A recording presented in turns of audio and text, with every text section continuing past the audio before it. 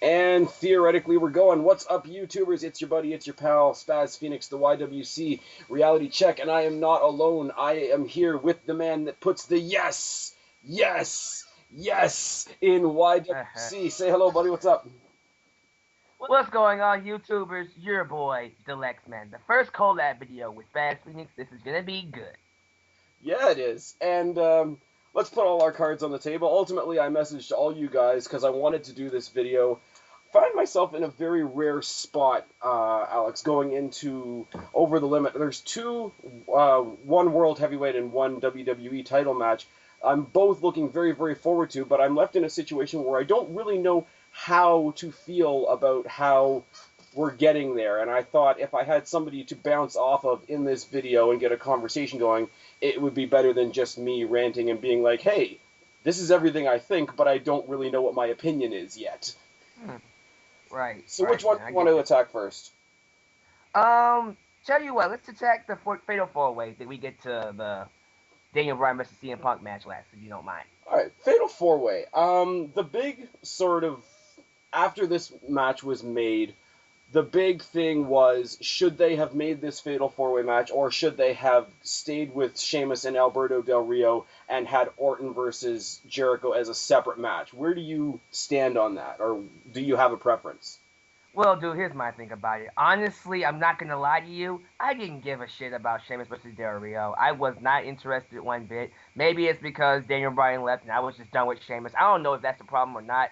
Honestly, I'm just gonna be honest with you. It didn't draw my interest. I already knew that the feud was gonna end with Sheamus going over eventually. So Del Rio personally wasn't drawing any interest for me as the heel. When Chris Jericho and Randy Orton got added to the picture, it just raised the interest for me. And honestly, if I was to replace Del Rio with anybody, it would be Chris Jericho. I think Chris Jericho is the perfect heel to draw me interest for Sheamus. You know what I'm saying? And I guess him being added with Randy Orton was probably the best thing to do because I didn't care at first regardless. So adding those two people into the picture was a good idea because it at least got me interested in the match. That's just my thing. How do you feel about it?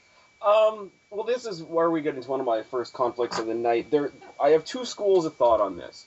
The one school of thought is I see all the pluses about bringing Jericho and Orton into the fold.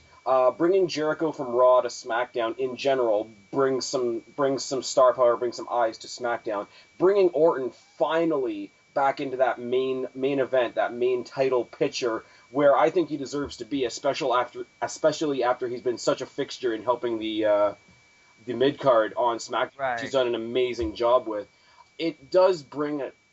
It does bring it all together. It does bring a lot more eyes, a lot more star power, and a lot more wow factor. Because we've had triple threat matches in the past little while, but I can't think off the top of my head in a main pay-per-view setting when we had the last Fatal 4-Way. And it's a different dynamic than a triple threat match because you do, in any one specific time, get two one-on-one matches potentially happening, or the typical three-on-one. So it's good. Jericho being there is good. It does good things for the match. It does good things for SmackDown. Orton coming back up to the main event where he belongs is great. But here is where I have the opposite end of the spectrum, where I say, whether we like it or not, at one point it was established that Del Rio was the number one contender, and he's never directly sort of reaped the reward of that. So in that sense, I would love to see him have that, just because if I don't, even if you want to call it a nitpick, that one little latch in logic will always be there. And if I flip the coin once again, you run into a very specific scenario where we know WWE doesn't do heel-on-heel, face-on-face rivalries very often. So if you wanted to have Orton versus Jericho as, say, a number one contenders match, and then stick with Del Rio versus Sheamus as your championship match, once the number one contendership match is out of the way, you can pretty much 90% guarantee which way the title match is going to go. Like, if a heel's the number one contender, we're going to have a babyface champion most of the time. And that level of predictability wouldn't be great, and it wouldn't be good sort of halfway through the pay-per-view to say, hey, I'm pretty sure I know who's going to win the world title.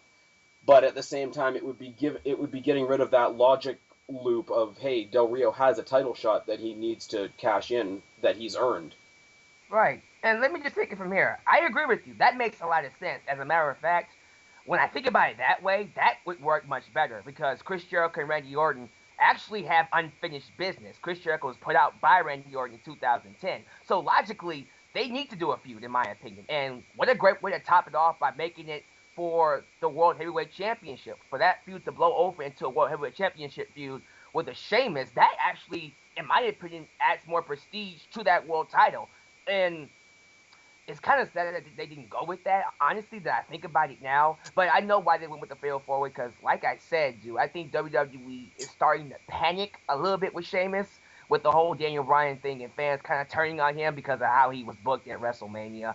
And the Extreme Rules match helped him out a little bit, you know what I'm saying? But he's still kind of stuck in that rut between fans not really caring about him and still having a good fan base. You know what I'm trying to say, right? I So think the fans see, and I really want you to understand. I don't mean this in a disrespectful way, but as far as what happened at WrestleMania with Sheamus and Daniel Bryan, a lot of the fans, and I'm sure yourself included on some level, see Daniel Bryan as a victim of a screw job. Not a victim in the sense that he's all helpless and whatever. I don't mean that, but in that one specific situation that they don't like, Daniel Bryan was the victim, and as long as the victim is still around, the perpetrator of that crime, so to speak, or quote unquote, is going to be seen as a bad guy no matter what. So I think what they think is, by removing the victim, Sheamus won't be seen as that perpetrator anymore.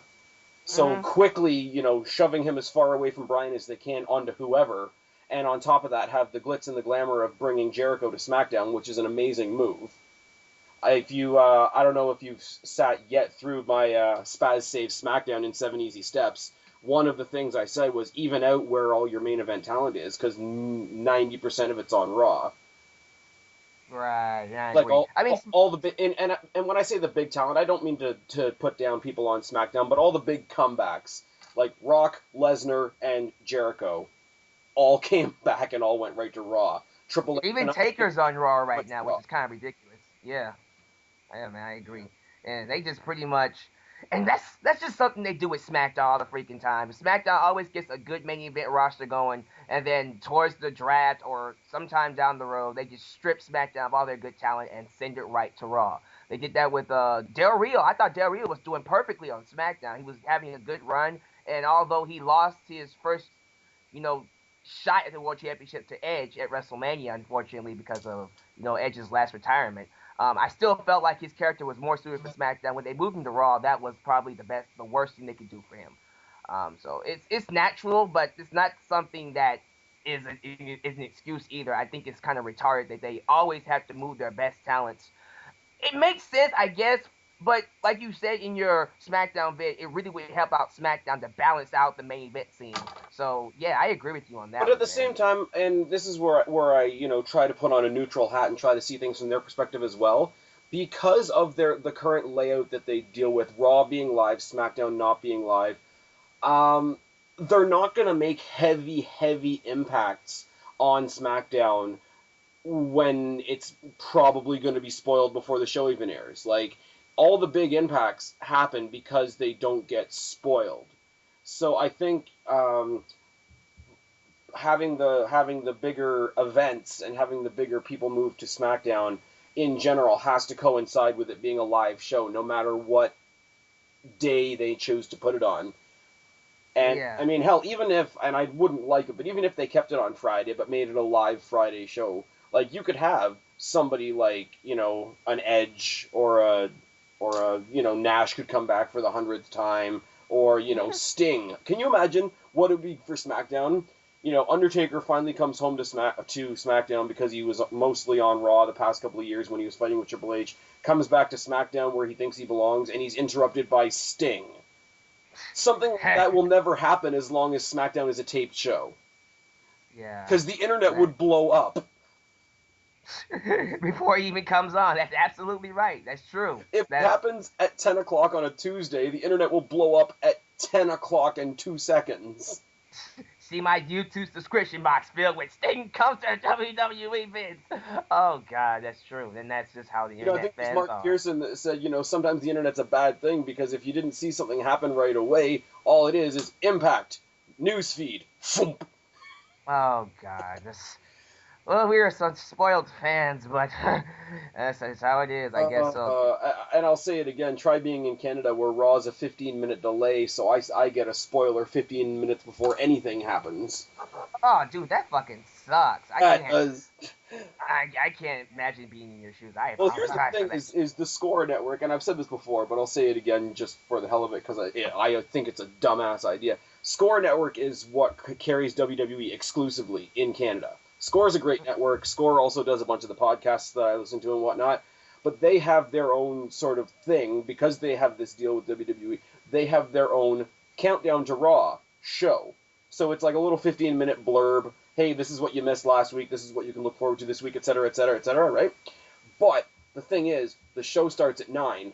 It would make sense to put that on at 8:45. No, they put it on at 9 and bump the show by 15 minutes. What the hell? Really? Right? Oh, okay.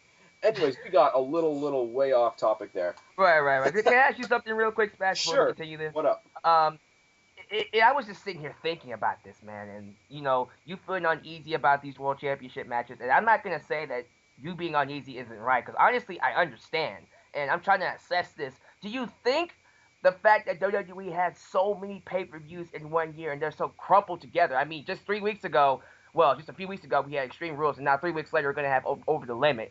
With that crumping of the pay-per-views, it's kind of hard to get invested into these matches. Do you think that might be a reason to why you feel so uneasy about this World Championship match? You know what I'm saying? Well, see, here's the thing, and I want to clarify this too. Like, the fact that I don't know what to think about the match doesn't mean that I'm uneasy about the match itself. I have no qualms and no desires whatsoever. Okay. And I'm going to say the same thing about Punk and Bryan when we get onto that. I have no qualms whatsoever. I have absolutely no doubt that all 4 of the guys in this match are going to deliver, and it's going to be a stellar match. On top of that, I'm going to be as bold as to say I think Del Rio is going to step up and surprise a few people next Sunday. My thing is how do I feel about how we got there? Mm-hmm. Because Del Rio and this is again I'm gonna be saying this a lot in this video, but this is no dig at Daniel Bryan.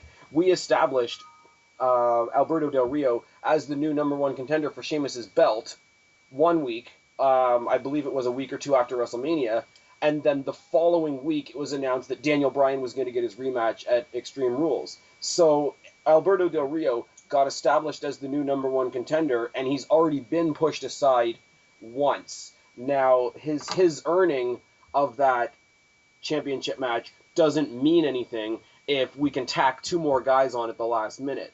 That's the kind of thought pattern that I don't like.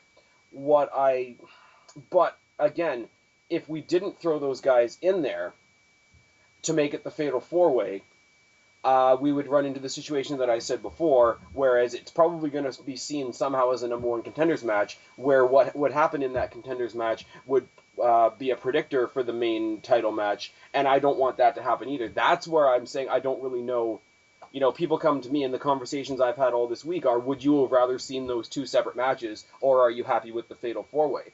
Ultimately, as far as quality, as far as match quality and what gets done in the ring, those 2 matches separately could be awesome. The Fatal 4-Way, I believe, is going to be awesome, but I don't know where to put my opinion, where to say, okay, this solution would be better than this solution, because I think they'd both be great. I'm sitting on neutral on it doesn't mean I don't expect the match to be amazing. Right. And I'm not saying that at all, and I guess I kind of used a bad word to describe you, uneasy. But I agree with you. Honestly, dude, I don't know how to feel about this either. I'm kind of neutral myself. It's one of those things where it's like, hey, I got this, and this is awesome, and I'm going to take it. Why not? And the other idea is, hey, we could have gotten that as well, and I would have been happy with that too. So, I think in this match, the one thing that makes this really, really unique is we really do have 4 guys coming from 4 different places as far as their personal stories go. You've got Sheamus, who's the new champion, who it's not exactly a popular decision. He's trying to go out there as the good guy on SmackDown, and I don't mean this in a bad way, but sort of be the John Cena of SmackDown without the negative components of that, but he's going to be out there, he's going to be the fighting champion, he's trying to establish himself as that. You've got Alberto Del Rio, who's been gone for a while, who has a lot of detractors these days, who's really, really going in there with something to prove. He's really going in there to prove that he still believes it's his destiny and whatever and all that. You've got Jericho, who's got over-the-top charisma and star power, and him coming over from Raw is amazing for SmackDown. And you've got Orton, who basically steps into a spot that, in my opinion, he always deserves because of how much he gives to SmackDown on a weekly basis. And those four different, places of being, those four different, separate personal states coming together, I think will mesh quite well. And I think that perfect storm is the one thing you wouldn't get if it was separated out into two separate matches. Right. And the one thing I like about this 4-4-way too, it really heightens the importance of the World Championship. When you see all these guys coming from Raw, from SmackDown, from all kinds of points of the WWE to go for that World Championship. That's something I like. When you have Randy Orton, going out of his way to really take down Sheamus. By the way, I'm just going to segue into this. I love the reactions that Randy Orton has been getting as of lately. I felt like last year with that whole debacle with Christian, it kind of really tampered with his popularity. Fans didn't really get behind Orton all that much. I had a lot of high hopes for Christian. I was one of them, I will admit it. And in afterthought, I don't know whether my hopes for Christian were fair for him or fair for, us to take out the frustrations on Randy Orton, because, everybody was excited, myself included, about Christian's great run that he had as champion in TNA. The problem that he will always run into in WWE, and you know me, I'm a big fan of Edge, there is no way that Christian will not, in some small way, always be in the shadow of Edge. Even though he's not there anymore, it's still going to always be there. And it's very, very unfortunate to say that he may have been better off in TNA because he went into TNA with a clean slate. So it's kind of like Matt Hardy and Jeff. When Matt is in the chef of Jeff Hardy, it's hard for him to get over. So yeah, that is true. Yeah. That's true. And the thing is, he came in with Jeff and if you want to go the Matt Hardy route, he came into WWE as a partner with Jeff. And in TNA, Jeff Hardy came in first, so he was really screwed on the pooch both ways there. But I think in retrospect, and I'm a big Randy Orton supporter. That's why I had such high hopes for the Orton and Christian rivalry when it first happened, and then it just sort of it spiraled into the toilet quite quickly. I've always been a supporter of Randy Orton. Orton holding the belt doesn't bother me too much. Orton holding the belt kind of feels right, same way as Triple H. Years ago when he was getting constant title reigns, yeah, he got the title maybe a bit too much, but it felt like, okay, the belt has gone wandering a little bit and now it's come back home. And Randy Orton has that same feeling now. I guess the reason why it bothered me, because again, last year I wasn't a big Randy Orton fan, I didn't like how the term I used was overbooked. I didn't like how he was overbooked, how he was always dominant over people. He would come out every single SmackDown and just dominate a lot of people. And I'm like, dude, for real, why you have to overbook him this much? When they toned him down and they, put him down in the mid-cards to work with other talent and, had him more humanized like he is right now, it allowed me to get more invested into him and buy him more as talent that he is. So like you, I'm also fine with Randy Orton being back in the championship picture. As a matter of fact, I'm also fine with him being world champion again because they toned him down. They allowed me to get more invested into him, and he's more believable to me as a wrestler. He's not this over-dominant, viper, unbeatable, invincible apex predator that he was in 2011, who made Christian his bitch. That might be another reason why I didn't like him. But yeah, it's gotten, it's come full circle with me and Randy Orton. So I'm cool with them. Like, getting back to my point, like I was saying, the fact that he is going after Sheamus along with Chris Jericho and Del Rio is putting more points behind that world championship. And actually emphasizing the champion that Sheamus is making him look good too. You know what I'm saying? Yeah, I think as well the thing, and maybe this might just be me looking into it a bit too much. Like I say, Del Rio earned his way into this match by winning a number one contenders match. The other two basically got put into the match because John Laurinaitis sort of said, okay, this is all a big clusterfuck. You can all fight each other together at the pay-per-view. So, and people aren't going to like when I say this, but it's almost as if of the three of them, Del Rio deserves to be there the most. And, Del Rio's not high on a lot of people's lists, but to say he deserves to be there over Jericho and Orton, whether it was intentionally done by WWE or whether it's just, the way the facts happen to stack up, it's a building block for Del Rio, even if it doesn't necessarily come to fruition for him on Sunday. Right. And honestly, I agree with you, man. I do think that Del Rio is taking a lot of hits because of I don't know if it's his character or how he's been booked, but fans just don't like Del Rio anymore. I mean, me personally, I know he's a good talent. I know he's a great talent, honestly. Yeah. I think the gimmick that he has is starting to wear itself out. I do think he needs to be revamped somehow, some way, because Ricardo Rodriguez is starting to outshine Del Rio. I'm not gonna lie to you. Ricardo I was Rodriguez gonna is say starting to when outshine your valet has more fans than you do, then yeah, maybe you need to look at what you're doing. I'm just saying. When So, Ricardo got a bigger pop in the Junker at the Royal Rumble. that's kind of bad. I'm just gonna That's say. what I say. People are sick of Del Rio and his gimmick, and it's cheesy, and the millionaire thing has been done before and all that. But looking back in retrospect, because I'm guilty of this too, who was one of the better SmackDown heel champions? Recently, you're asking? Go back a few years. Man, let's see. Heel champions. We had CM Punk. We had who was a champion in 2008? Rich Uh, heel champions. Rich heel champions. There JBL. we go. I mean, Talk about you gotta be JBL. specific. I'm Here's the sorry. thing, and I'll admit it. I couldn't stand JBL because he was so good at what he did.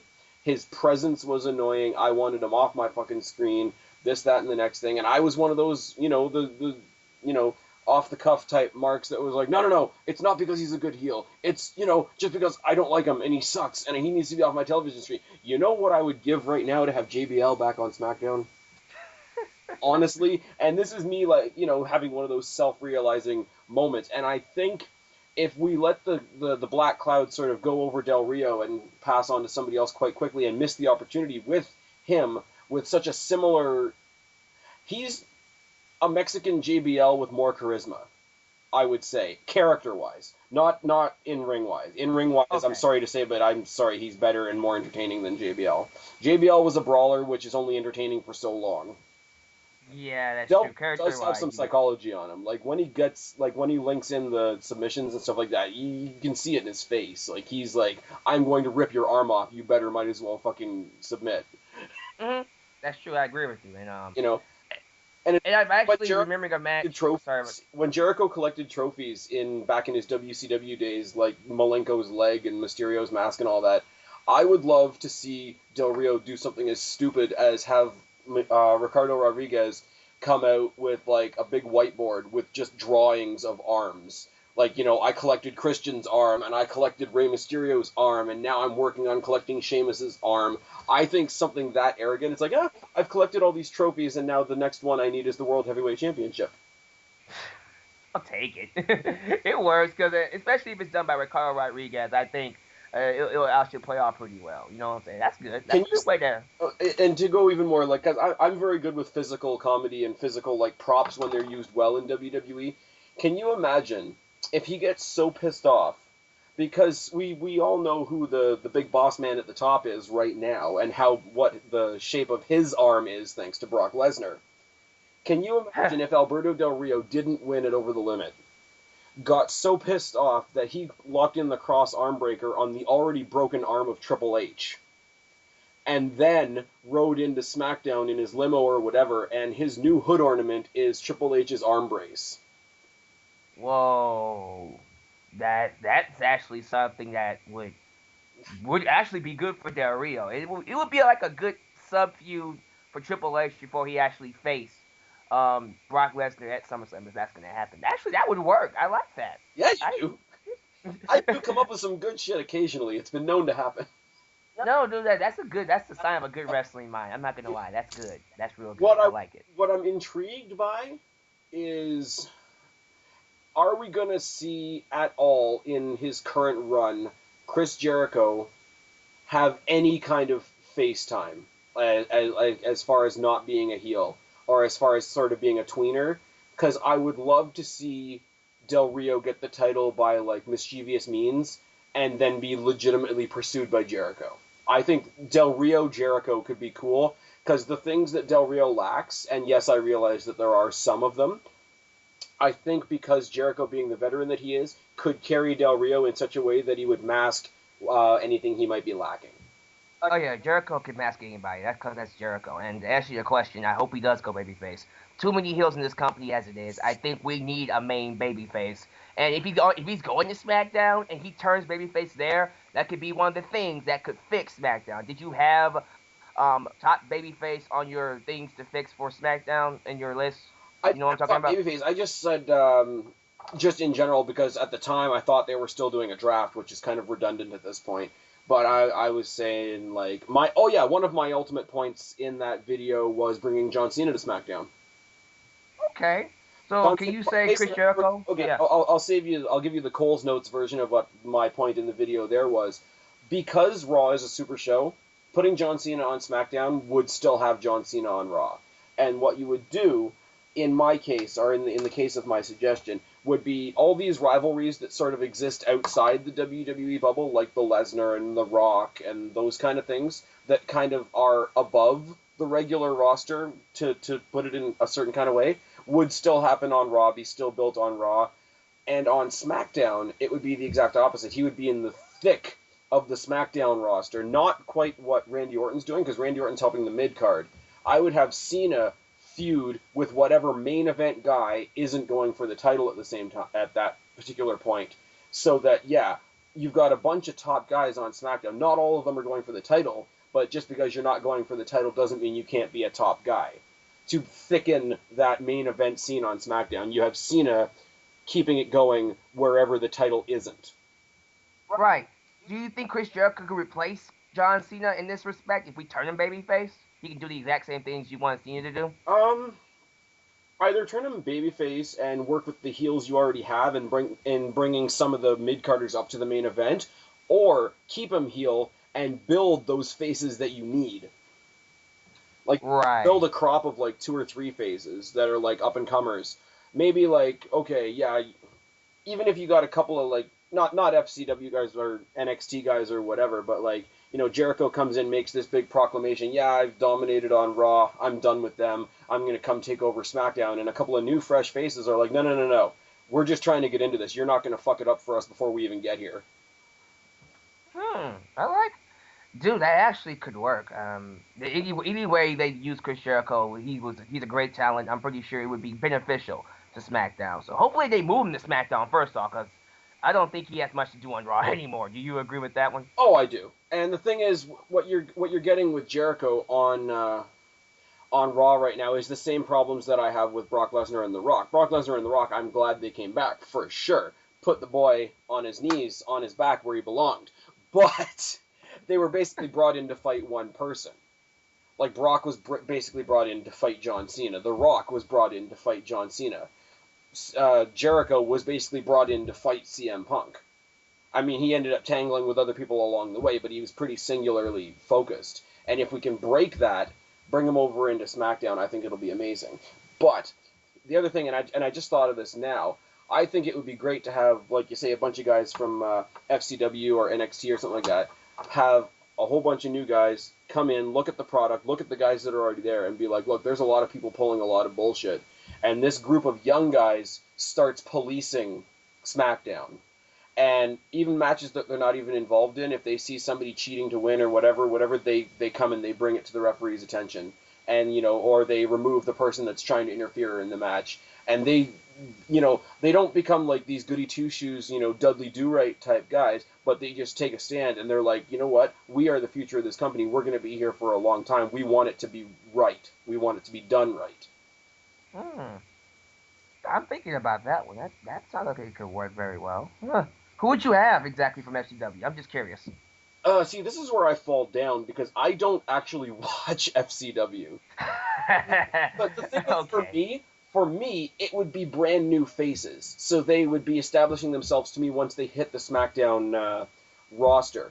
The thing is, and I know Ashton, your fellow horseman there, follows a lot of FCW, highlights their stars or whatever. He's very high on them. I think John is as well. I know there's a couple of. I don't know how much you follow FCW. I do.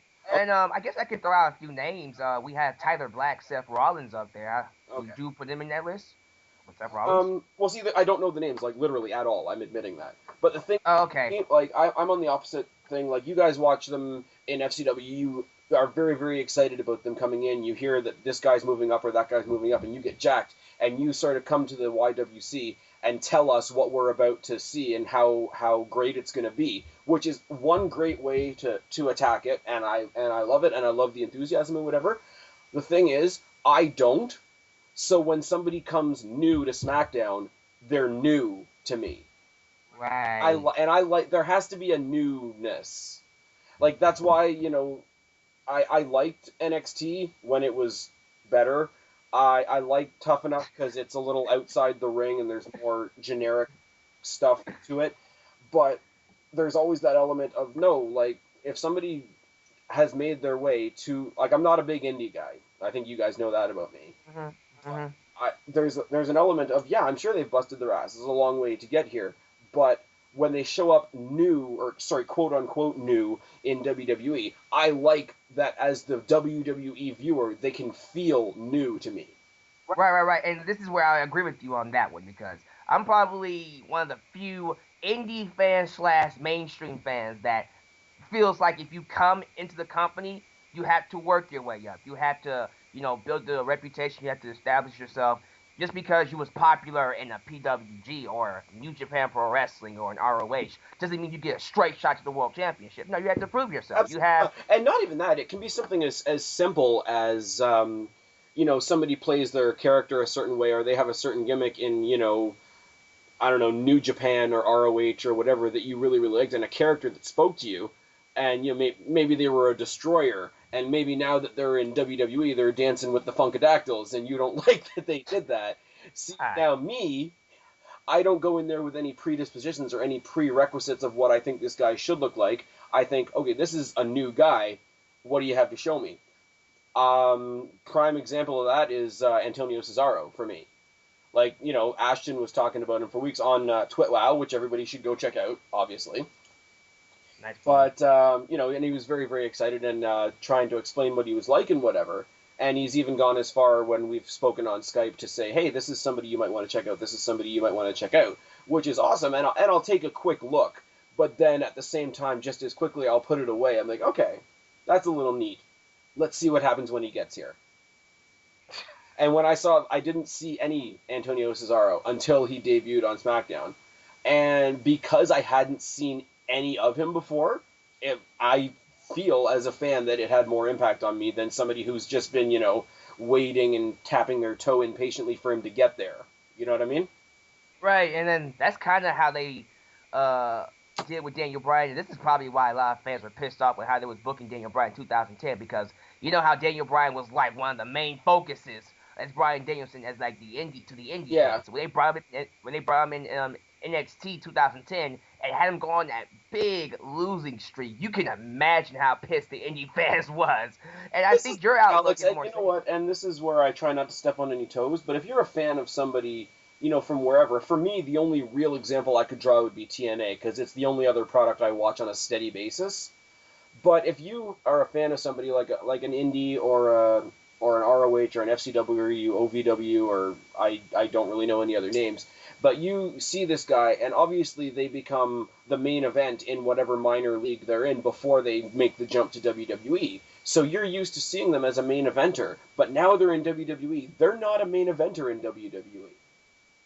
Yep, that's true. They have to work their way up. Sorry, guys. That's just how it is. That's the system. You know what I'm saying? From the fishbowl to the aquarium. You know what I mean? And again, I don't say that in any sort of disrespectful way or whatever, but it's like, okay, you got straight A's in kindergarten, you're in university now. Let's see what you can do.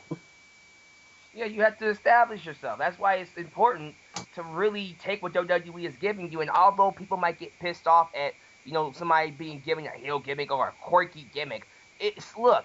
Wrestling is not always going to give you things on a silver platter and give you a straight shot to the top. Del Rio got it, and even though he got it, it's still not working out for him. And you know what? Here's what I will say. And here's what I will say. As far as that exact point goes, and I just want to say this because I always have another point to add to that when this sort of statement comes up. Number one person for that would be Sheamus. Yeah. His first two runs, and I've said it before, I've actually said it with you guys before in collabs. The only thing I remember about Sheamus's first 2 WWE title runs was him making John Cena fall from grace through a table. Other than that, his first 2 reigns were entirely forgettable, and they've done their best not to bring them up now that he's on this massive face run that he's on. Like it never existed. Too bad we still remember WWE. We're not idiotic. Hey, Sheamus's first 2 title runs go in that category along with, like, Benoit and blood and chair shots to the head. Don't tell John that. Anyway. He'll come over and kill you. I don't want that to happen. Oh dear. But dude, honestly, as much as it hurts me to say it, it is kind of true. I think Chris Benoit's title reign, although I remember it being pretty good, the only thing that's really... Oh, I didn't mean his title reign. I just meant his existence. Like, they act like he doesn't exist. Right. Oh, right. Yeah. Just like they act like they never used blood and they never used chair shots, and Sheamus never had 2 WWE title runs. Right. Okay. Yeah, that is true. That's kind of sad. But Jack Swagger had a brief world title run, and then a couple years later, he's Michael Cole's wrestling coach. Poor Jack Swagger. And, it's not like everybody that they bring in needs to have a super slow build and whatever. But the era of, like, somebody coming in and winning a title in their first week or month or in their first night, and it being able to get over legitimately, I think it's an old idea. It's an old way to jumpstart people's careers that I don't think works anymore. You have to have a talent, man. You have to have, like, uber charisma. Even if you have the talent and the charisma, you still need time to show the world that you deserve the title. That is true, because people are not going to get an idea of the talent that you have if you get the belt on the first night. Because if you get the world title in your first match, and I'm totally exaggerating here, if you win the World Heavyweight Championship match on your first night in the company, where do you go from there? Like, even for your own personal enjoyment, there's no opportunity for growth there. You start at the top, the only way you can go is down. Mm-hmm. Yep, that's just how it is. Then you lose to The Rock and get your ass kicked by Brock Lesnar, and then your boss breaks your arm and you get a divorce, and it's just horrible. Dude, you was doing so good not going with taking these shots to Cena. You was doing so well. I have to show you, and I will upload it somewhere that everybody can see it later on.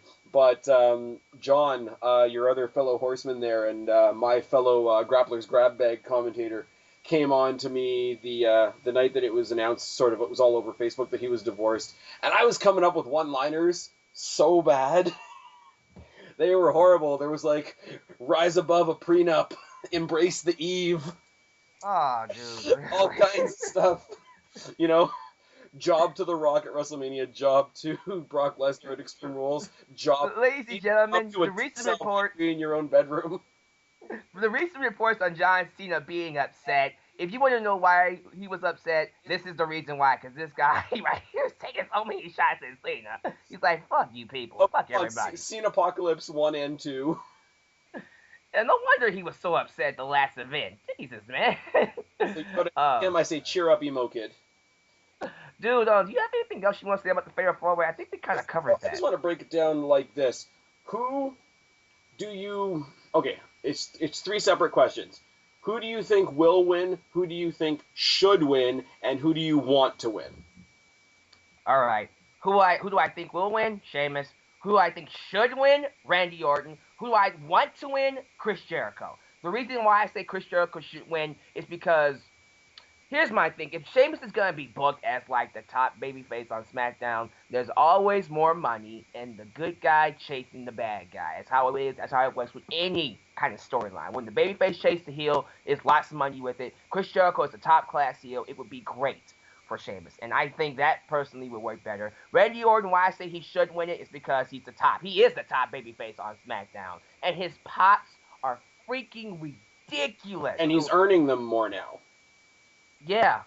See what happens. He's earned the pop more now with what he's done in the mid-card than he was when he was running roughshod like Cena style. I still do take offense when people call Randy Orton the Cena of SmackDown, but I do see their point, but not nearly to the same degree.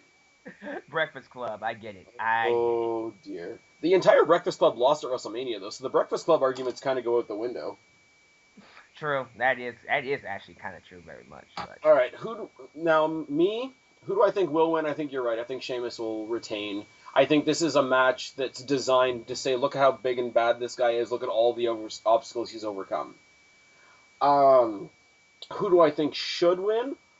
Honestly, because he would garner so much heat, and I don't think anybody thinks he deserves it, put the belt on Del Rio. Just because that would get him, because there are people, and I know there are various, even among our friends, there are various opinions of Del Rio. So many people think he doesn't deserve it, that how much heat would it grab him if he got it? And of the three of them, like Sheamus is booked strong, and Jericho and Orton are both veterans, can be considered veterans at this point. So if he, out of all that dog pile, comes out on top, that is going to be a heat magnet. And who do I want to win? I want to say Jericho, because, yeah, I want Sheamus to stay in the title picture, but I want to see a solid Jericho-Orton feud over the belt, like, for a few months. Oh, all right. And not to say that it would ping pong between the two of them, because that doesn't help the belt at all. But maybe have Orton chase Jericho for maybe a 3 to 4 month pay-per-view period. Mm-hmm. And even if it never paid off, even if Orton got distracted by another feud and Sheamus came back in, because Sheamus and Jericho would have that underlying feud from the last moments of the Royal Rumble that they would have to finish off with still. So even if Orton never got the belt back, Orton's at the point now where he doesn't need the belt. And Orton's at the point now where he can take the rub from being in that main event scene again, reestablishing himself as that main event guy, go into the mid-card once again with even more gusto and help the mid-card even more. You are exactly right. Randy Orton right now is a household name. He's like Stone Cold. He's not exactly on the level of a Stone Cold Steve Austin on The Rock, but he is in the same category where his name is enough to sell a main event. The similarities between Orton and Austin, they do pile up. Like, depending on how what kind of match of his you're looking at and how the mentality is going into it, the similarities, depending on how you want to look at between Orton and Austin, pile up more than you would think. It is there. Honestly, as a wrestling fan, I just like to see people as people. You know, this whole comparison, like Randy Orton is the new Austin, John Morrison was HBK. And I say that as well. And I always say, you know, and the comparisons that I make usually get me shot anyway.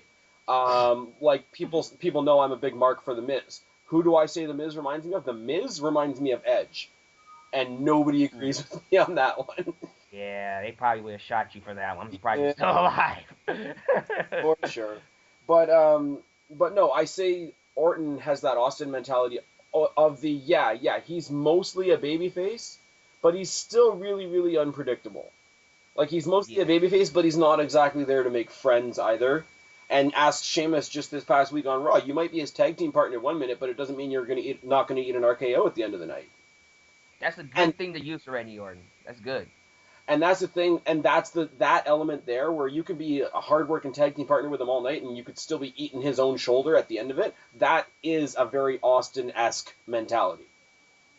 That is, see, that I can agree with you with. And honestly, that Austin-esque mentality that you just described is a really good thing that's really working for Randy Orton. Keep it up, please. We need that. We need that superstar that can blur the lines. I think Daniel Bryan is becoming that superstar. He's still kind of on the heelish side, but eventually I hope he gets to that point where he feels like, you know, he's not really a babyface, he's not really a heel, he's more realistic. You know what I'm saying? Okay, well, here's the thing right now. Technically, we call Orton a babyface, but if Sheamus kept the belt and the rivalry that continued on from Over the Limit was Sheamus versus Orton, would you have a problem with it? Absolutely not. See, because he's got that tweener thing where he doesn't fall into what we said earlier, where, you know, faces don't fight faces and heels don't fight heels, but him being that gray, he can fight both. And the thing is, honestly, if you want my honest-to-God prediction, he's not going to be involved in the decision at all on Sunday. That's my personal opinion. His job in that match is purely going to be, like, to play the Ziggler and just make sure that everybody else in that match looks boss. Yeah, that is true, man. And the fact that he can do that speaks for itself. That's something I have huge respect for Randy Orton, you know. I don't understand why people... Okay, even though I'm a Randy Orton fan, that is something that has developed over the past few years, because it wasn't always like that.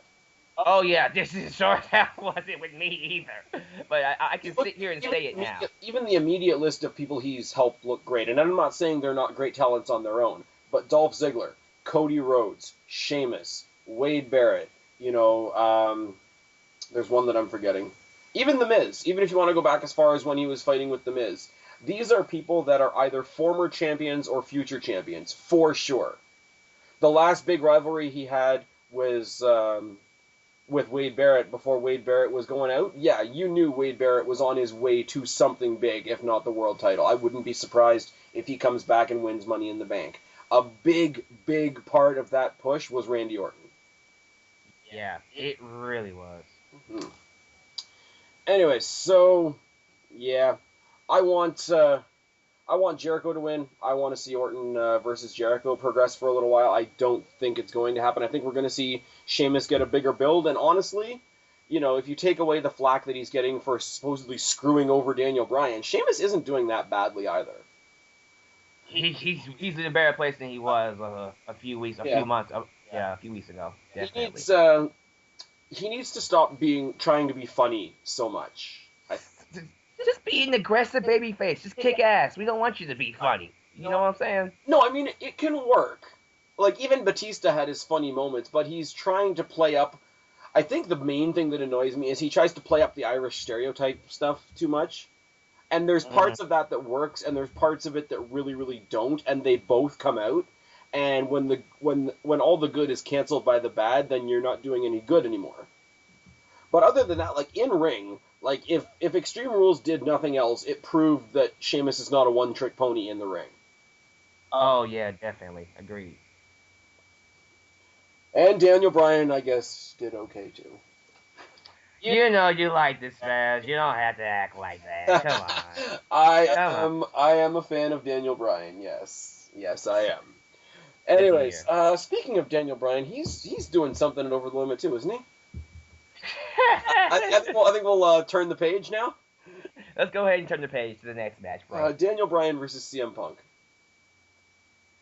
And how much are you on cloud 9 right now, sir? I'm on cloud 10, by the way, but it's 10.5.5. Thank you. That's the exact number. But dude, I'm just gonna say it like this: the fact that these two, knowing where they came from ROH, how they busted their ass to get to where they are, from wrestling all over the world, they're being roommates even. The fact that these two, CM Punk and Bryan Danielson, Daniel Bryan, are wrestling for the WWE Championship. Hey, in any shape or form, the fact that they're wrestling for the WWE Championship at a WWE pay-per-view is something groundbreaking. You have to understand why I say that, especially knowing... Groundbreaking as far as what it means for their career, but not groundbreaking as in surprising, because, I mean, I think we all knew eventually when we saw these two... It's one of those things. It's like the... what can I compare it to? It's like the Edge and Jeff Hardy feud. Even though their feud started as a tag team feud, even though they came from very different places other than singles, you knew they were going to come to head on a big stage. Right. When I say groundbreaking, let me elaborate a little bit more. It's just that whole idea that, again, especially for Daniel Bryan, because everybody said Daniel Bryan wasn't even going to make it to WWE, but the fact that they, came from the indies, and these are two guys who, honestly, people never even thought they would really get to the top of WWE. So to see them just shatter a lot of barriers and, carve their own path to the top is, it's something new, something fresh, and it's something crazy. You know what I'm saying? And they don't look like a Triple H. Thank you very much. They look like and that's not a shot at Triple H, but Triple H is kind of like the statue of what a typical WWE champion looks like. You're absolutely right. And, throw John Cena on that heap too, and you know what? What did I say to you the other night? As far as Daniel Bryan. Daniel Bryan, to me, is the anti... Cena? There we go. From me, can you get a bigger compliment? No, that is probably the best compliment that you can give to Daniel Bryan. But it's true, though. Okay, and take all the sarcasm out of it. Like, in almost every element, he really, really is. And this is where I draw that line, and I draw this same line with CM Punk as well. And, people always say to me, oh, don't get bogged down by words. Wrestler and superstar are the same thing. No. Alicia Fox, Kelly Kelly, and John Cena are superstars. Karma, CM Punk, maybe Natalya, CM Punk, and Daniel Bryan are wrestlers. You can say Karma too, because Karma is a great wrestler. No, I just thought of it as a better example because as imposing as Karma is, I've seen more technical from Natalia. That's why I corrected myself. That is true. Yeah, you're right. You're right. The Greco-Roman gas lock. Oh. Oh Oh. dear. All right, now.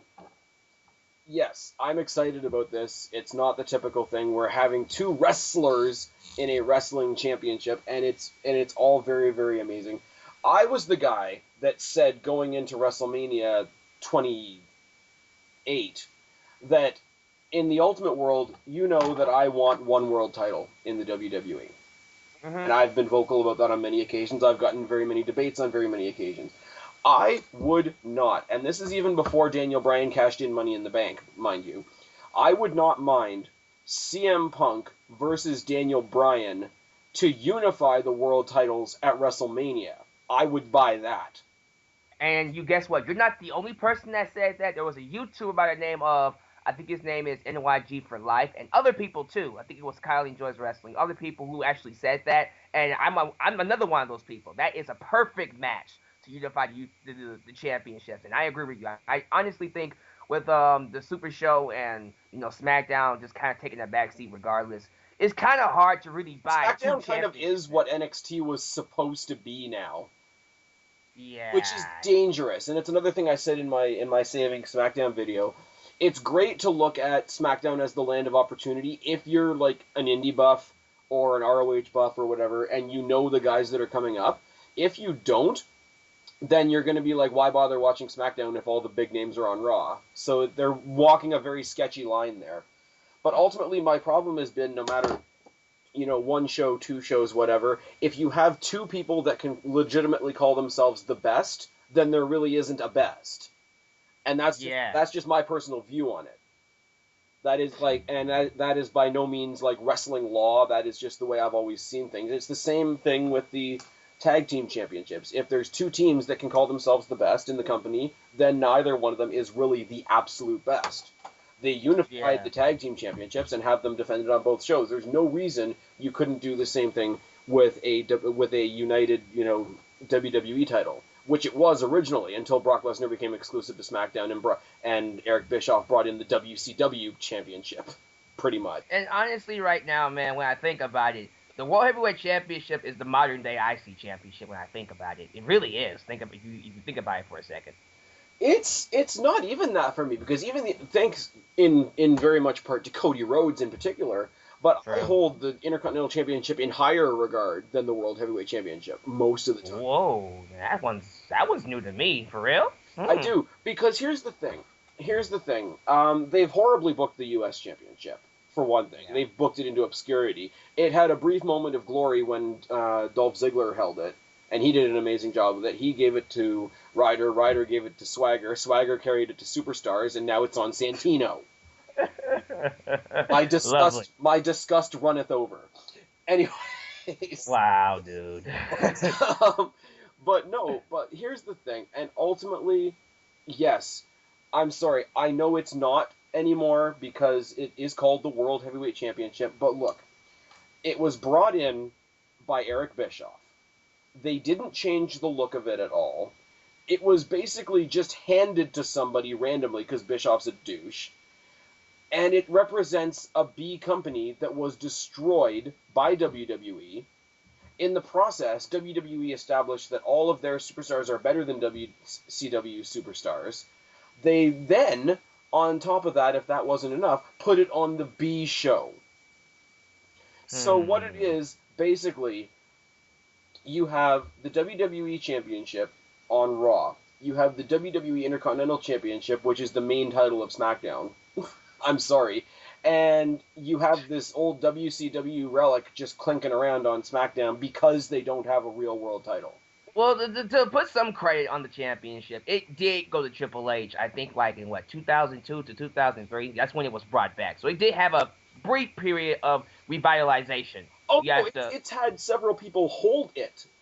It's had several people that have had great runs with it. But literally the title, literally the belt itself, I can't take seriously.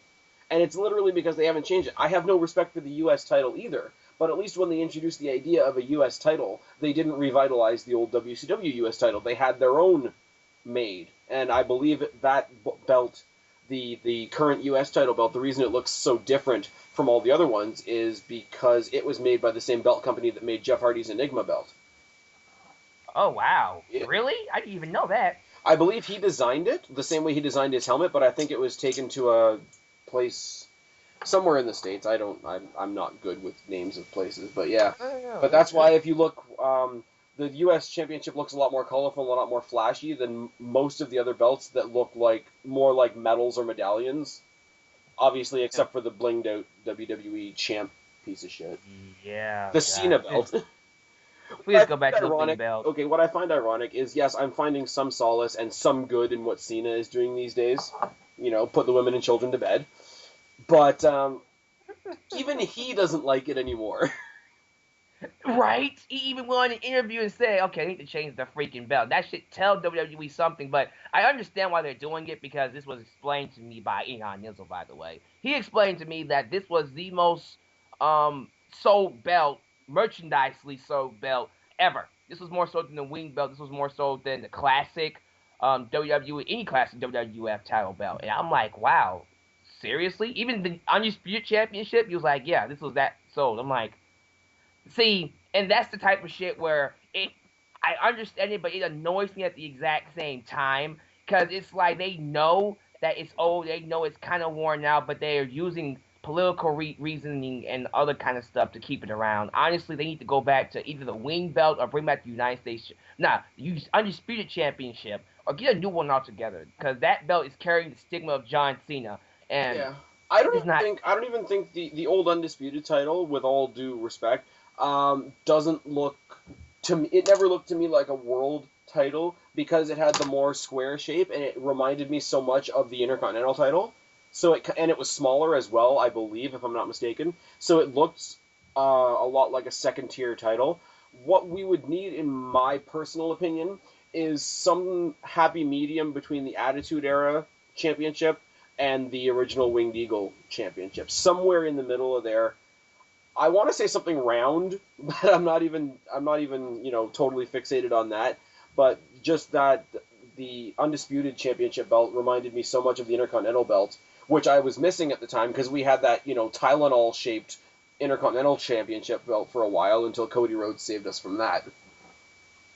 Oh, right, that's true. I'm glad he changed that fucking. That was ugly, man. That looked like somebody took a license plate and rounded the edges. It was just bad. Good description. Really. Anyways, I think we're supposed to be talking about Punk and Bryan. Can we get back to it? I do want to talk about it. But, dude, let me get your thoughts on this. Because, like I said, dude, to me, it's a groundbreaking match. To see them come up from the Indies and to see them wrestling for the WWE Championship on WWE pay-per-view. How do you feel about it, honestly? It's going to be a great match. And, I feel like I shouldn't even say that because that should be such a given. It's one of those things where we saw how well they worked on Raw. It was the same as when we saw how well Punk and Ziggler worked on Raw. You knew eventually they were going to be on pay-per-view. You knew eventually those were going to be the names selling a pay-per-view. My thing is, and what surprises me, is WWE knows they have such a great thing specifically with these two because they know each other so well. I'm surprised that they didn't save the pay-per-view debut of this match for a Big Four. And guess what? This is where I'm going to chime in with something really quickly. I've heard that argument, and here's my counter argument to that one.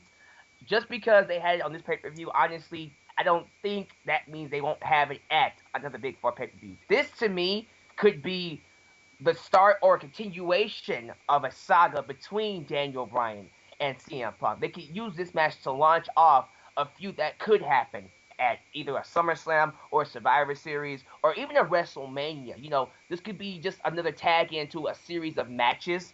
Because honestly, just think about it. I agree with that, and I do get what you mean, and I fully expect this to be a saga, because if this is a one-off, I'll almost be insulted.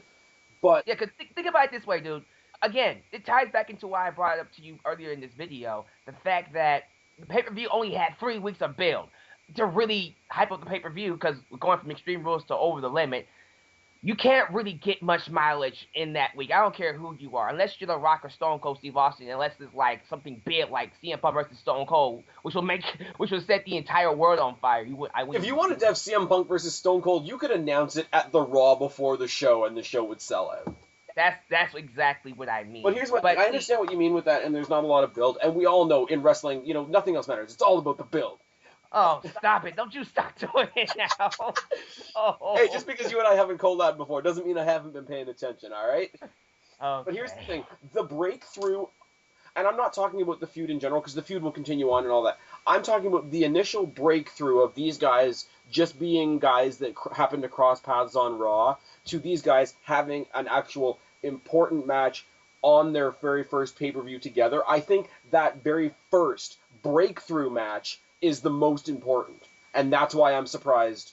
Legitimately, the two of them in WWE knowing that they have something so great and having something that fans like us want to see, the initial breakthrough, the initial chipping through the glass ceiling onto pay-per-view of that rivalry, I think deserves to be on a SummerSlam or even a WrestleMania. The initial confrontation. I agree with you. You're absolutely right. It's deserving of that at least. Yeah, you could taper off into the minor pay-per-views in between. Like if we say did how many pay-per-views are between SummerSlam and Survivor Series?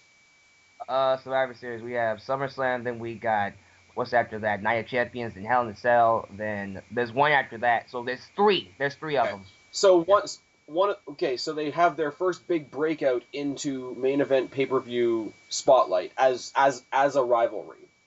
At one, one gets a dominant victory over one. The next one. So there's the first one, three that come after that. Maybe they win like two apiece, and they cap it off at Survivor Series. You started at a big four, you ended at a big four, and let the in-between pay-per-views be the build.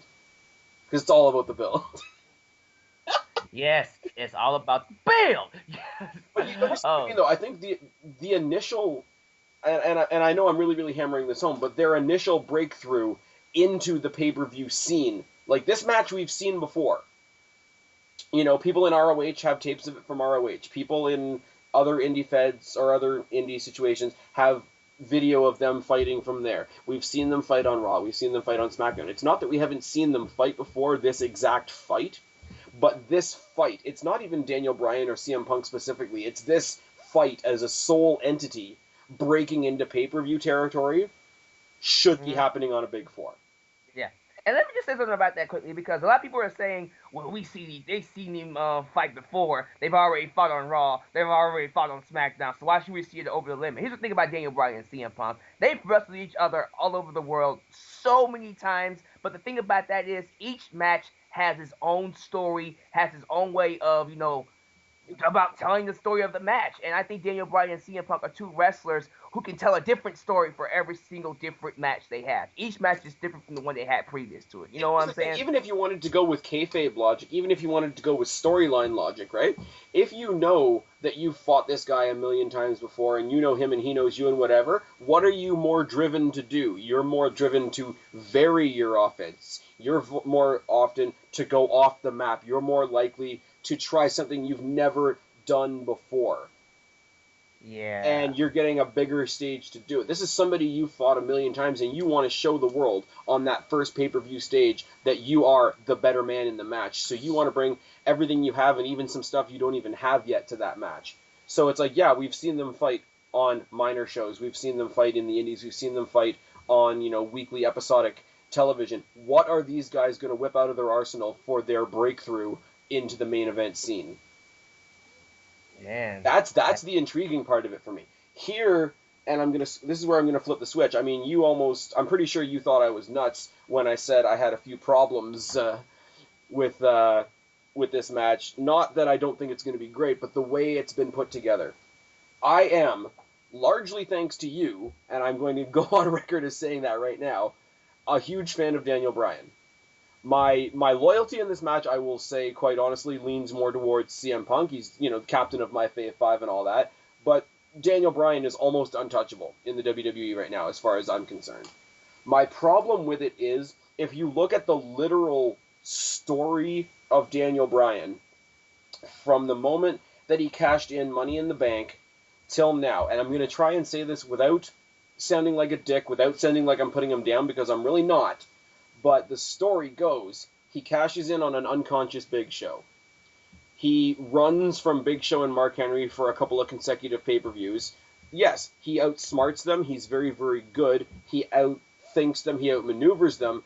But basically, and you and I both had this conversation at one point, he became the escape artist. He didn't really beat them. He just didn't lose. He goes to WrestleMania, and yes, he gets obliterated, as much as people don't like it. He goes to Over the Limit, and he doesn't get obliterated, but after a hard-fought battle with Sheamus, he still comes out on the losing end of the stick. Somehow makes his way to Raw, because Laurinaitis, wasn't reading the rosters properly. Wins Beat the Clock, which is, I love the concept of Beat the Clock. Personally, I think it's a great way to pick new number one contenders in a general sense. Mm-hmm. But he beat everybody else. Like, there's a lot of other big names that I would have loved to see get a shot there, Miz and Randy Orton being two of them. I have no problem with Daniel Bryan being the one to do it. But if you were going to have him win the Beat the Clock, why would you not put him up against somebody great? He gets straight to King Lawler. You run from Giants for a couple of months, you lose at Mania, you lose at Extreme Rules, you beat up a commentator, and that gets you a shot at the greatest prize in the game. I'm in no way, shape, or form denying that he is a phenomenal talent. The way WWE has gotten him here is making it very hard for me to be as excited about it as I want to be. Does that make any sense? Am I speaking nonsense here? Let me just say it like this. It makes perfect sense. I get it. And looking at it through that perspective and through those lenses, I can understand completely why you would think, like, what the fuck? Why is he getting the freaking championship out of people that could get it? And through those lenses, I guess you would think that Lord Tensai would get it instead of Daniel Bryan. You know what I'm saying? Yeah, it's not to say that he doesn't deserve it, because I know he's a phenomenal talent. It's just like WWE hasn't let me say that he deserves it. Right. As weird as that sounds. Now, can I bring to you another scenario that might help Absolutely adjust to that a little bit? On SmackDown, John Laurinaitis pretty much screwed Big Show over in his own political way by ringing the bell when Daniel Bryan put him in the LaBelle lock and gave the win to Daniel Bryan. Yep. And And I sat there and I started thinking over something. What if, like, John Laurinaitis came out and said, I purposely fed Daniel Bryan to Jerry Lawler because I wanted him to beat him so he could face CM Punk, because I want Daniel Bryan to be my answer to CM Punk. You know what I'm saying? Have you ever seen... Are you an anime fan? Do you like watching animes? No. Okay. Okay. Have you ever seen, like, some kind of a TV show where you have the good guy, then you have the nemesis who was once the best friend of the good guy, Right. who's working Yeah. for the bad guys? You know what I'm saying? Yeah, where you've got the bad guy, and then his right-hand man is the guy you used to be roommates with in high school or something like that. That is the story that I think they're trying. If that is the story they're shooting for, awesome. But I think that would be a great story to shoot for based off of what we're getting right now. We have John Laurinaitis and CM Punk having their little feud, and John Laurinaitis is using Daniel Bryan as like his answer to CM Punk. That would be a great way to play out the feud. And when I think about it, that's actually pretty fucking awesome. What do you think?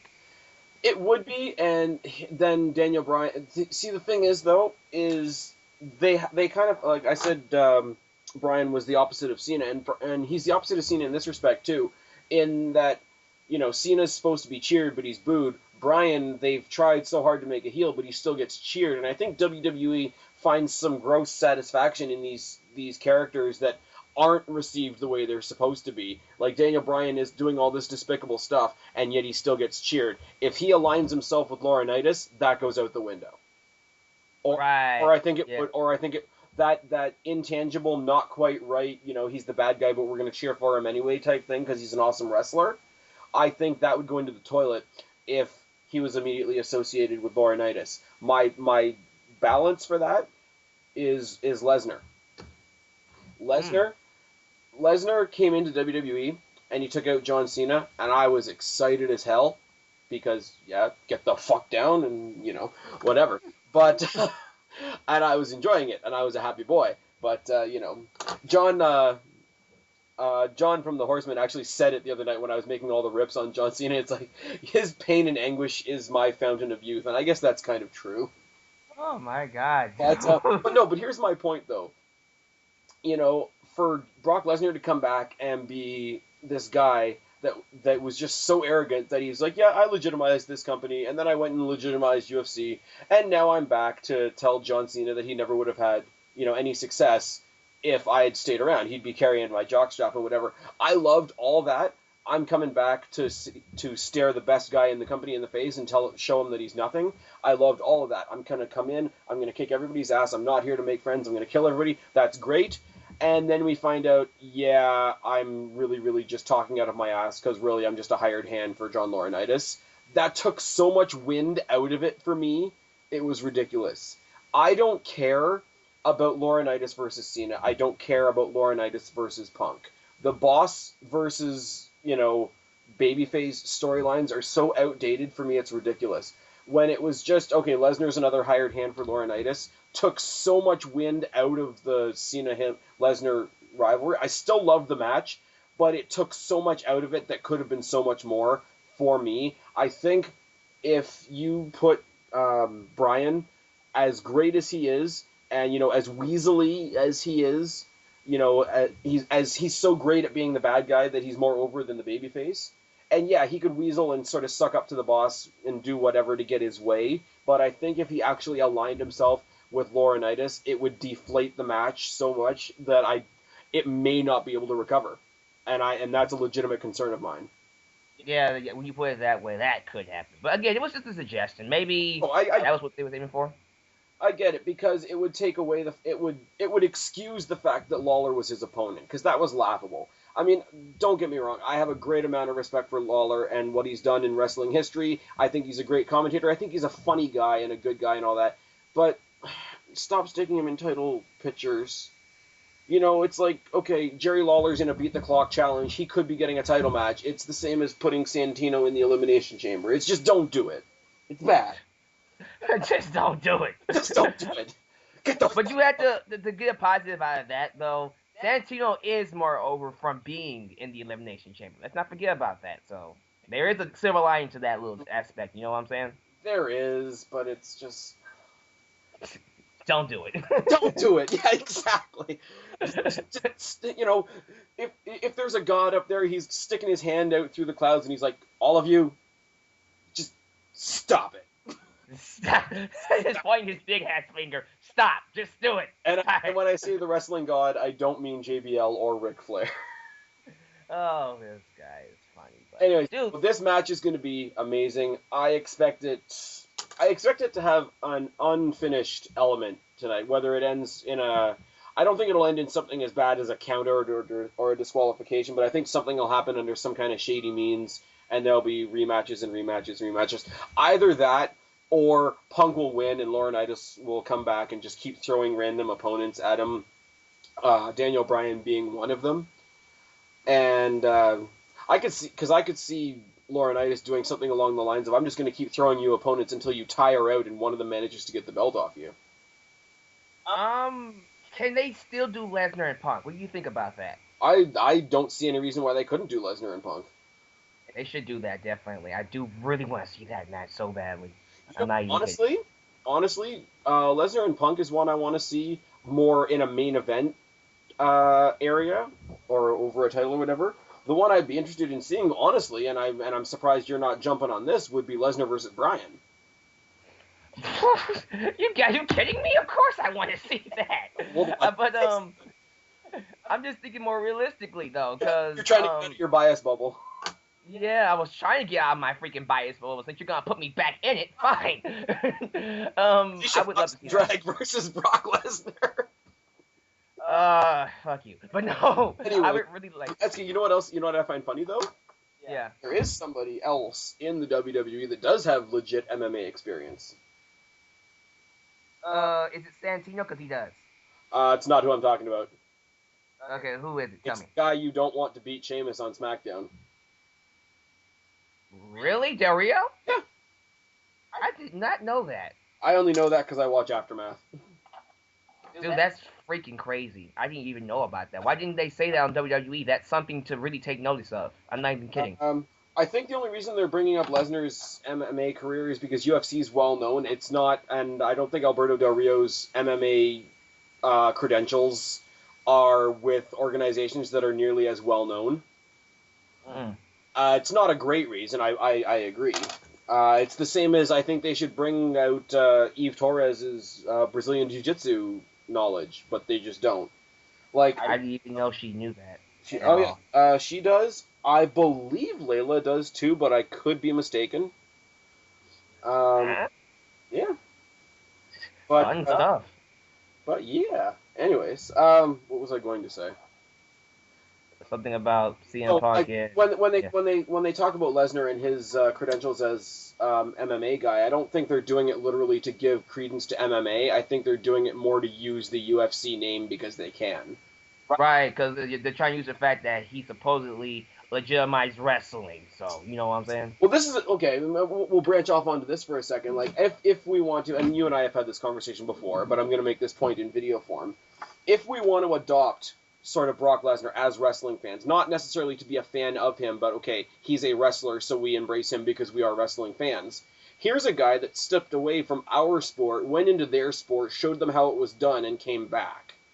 That's a win for wrestling, whether you like Brock Lesnar, the man, or not. And yeah, for real, and it's really something that we can't discredit Lesnar for, anyways. You know, it's like Hulk Hogan.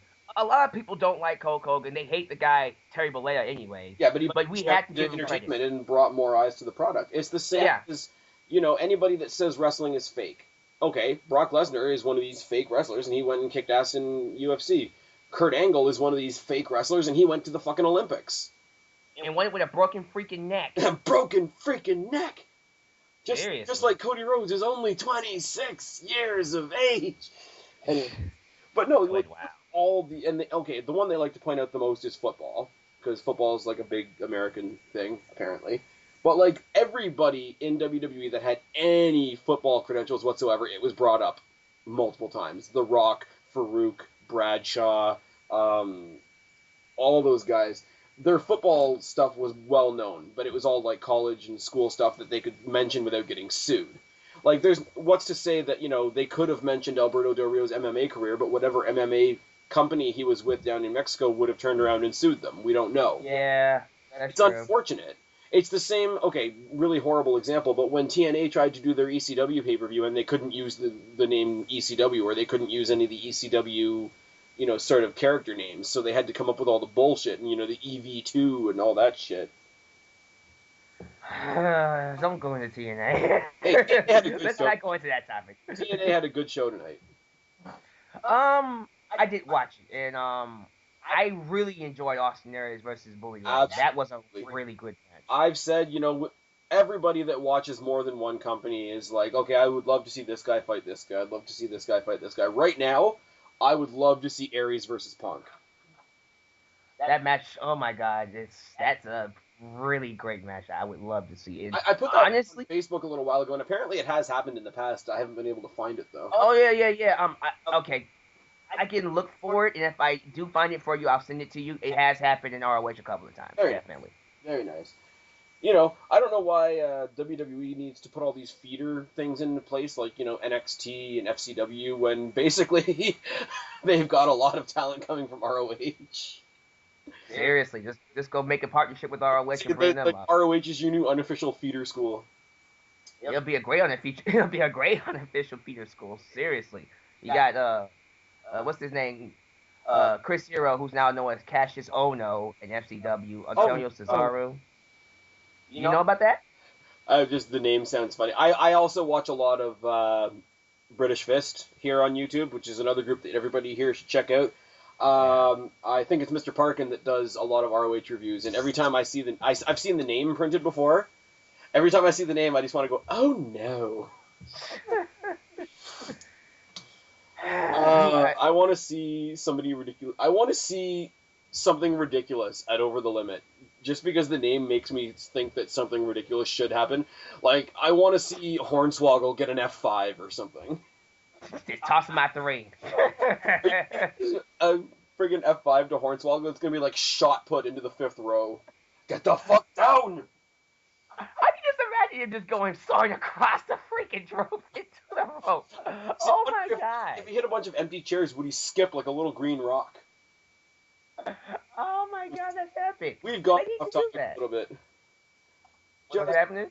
I said we've gone off topic a little bit. You know We can what? get back. I was going to say that this was just going to be about the title matches, but we might as well make it about the entire pay-per-view because Dude, and I was about to say that too. Let's just go ahead and do like some kind of a wrestling round table. That's fine with me. I don't mind doing that at all. So it's fine with me. John Cena versus John Laurinaitis. You go first. There's an expression I use with friends of mine. Not so much here on YouTube, but really like in my everyday life in social situations and whatever, when I just give up and I throw my hands up in the air and I just announce that there isn't an abacus big enough to count the fucks I do not give about this. Good. That was awesome, by the way. Honestly, I echo those sentiments. Seriously, I seriously do. And here's the thing. And of course people are going to assume I'm saying this just because I'm not a fan of John Cena. But really, I want to send the WWE a letter that says, stop replaying Austin McMahon.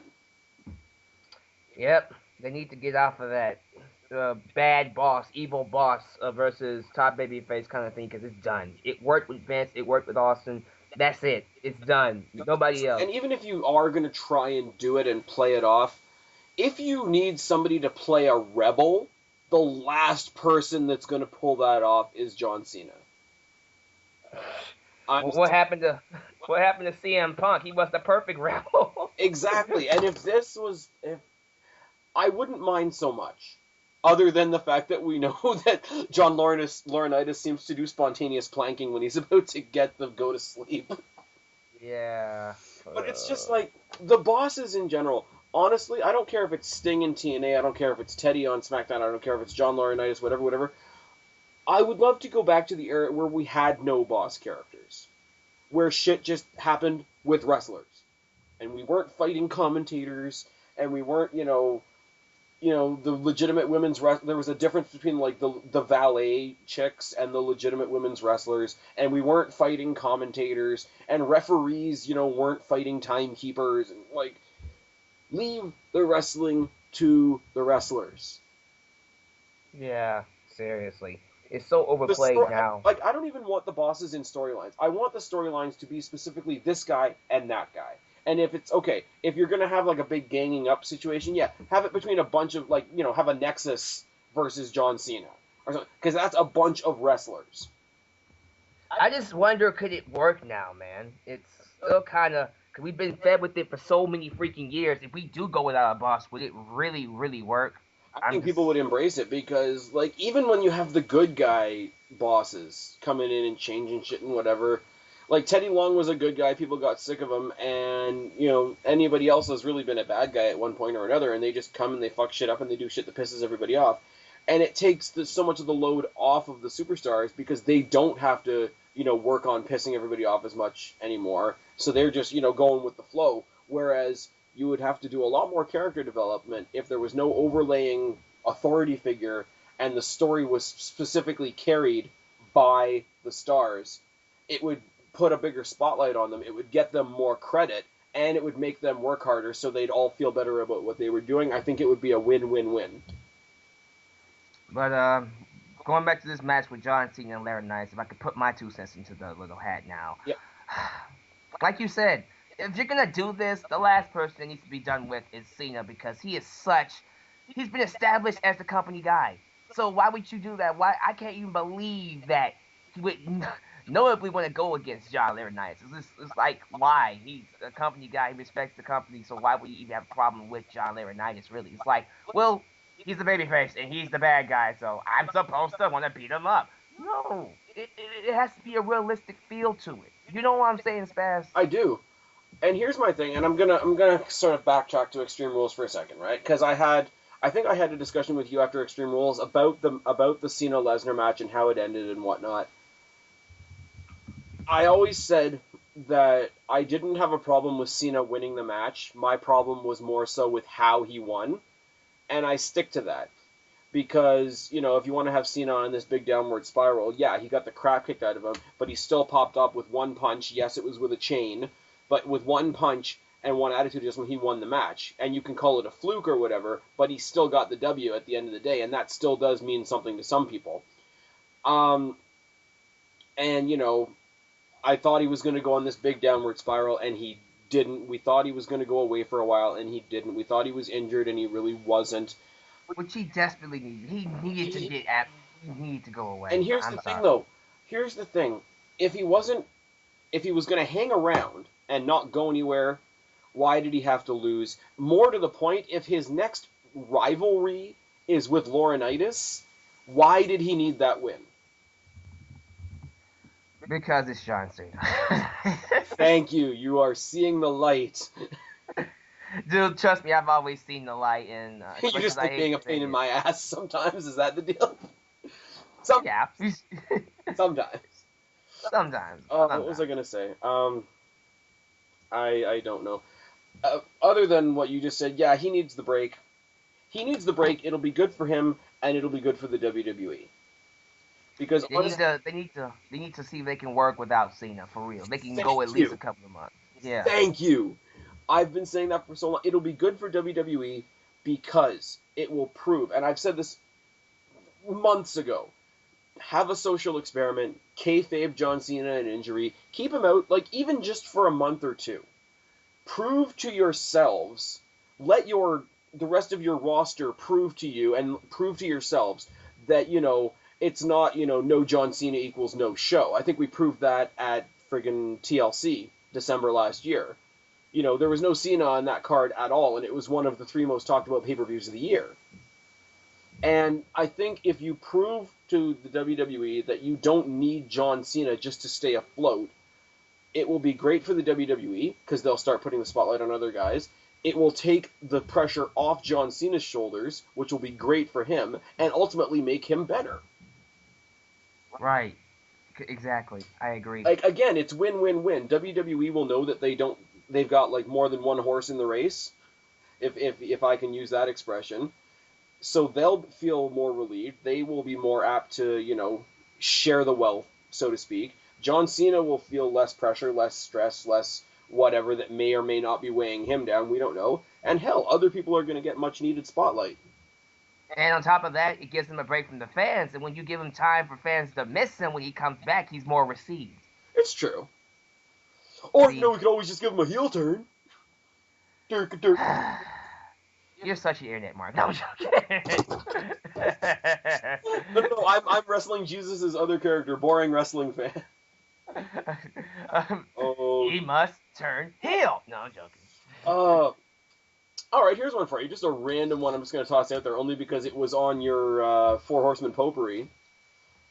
If you were in Vince McMahon or Triple H's shoes, and for some reason, I'm not sure how this would happen, but somebody's got a gun to your head, you've got to turn one of them heel. Who do you pick?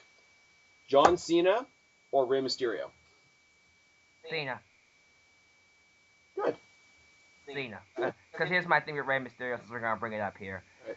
I don't care what they do with him. I cannot buy him as a heel. And by heel, I mean, I hate everybody. I'm turning on the fans. I'm going to do things my way. And knowing how WWE is going to do it, look at Rey Mysterio. Look how small he is. Can you really buy him to be a dominant heel?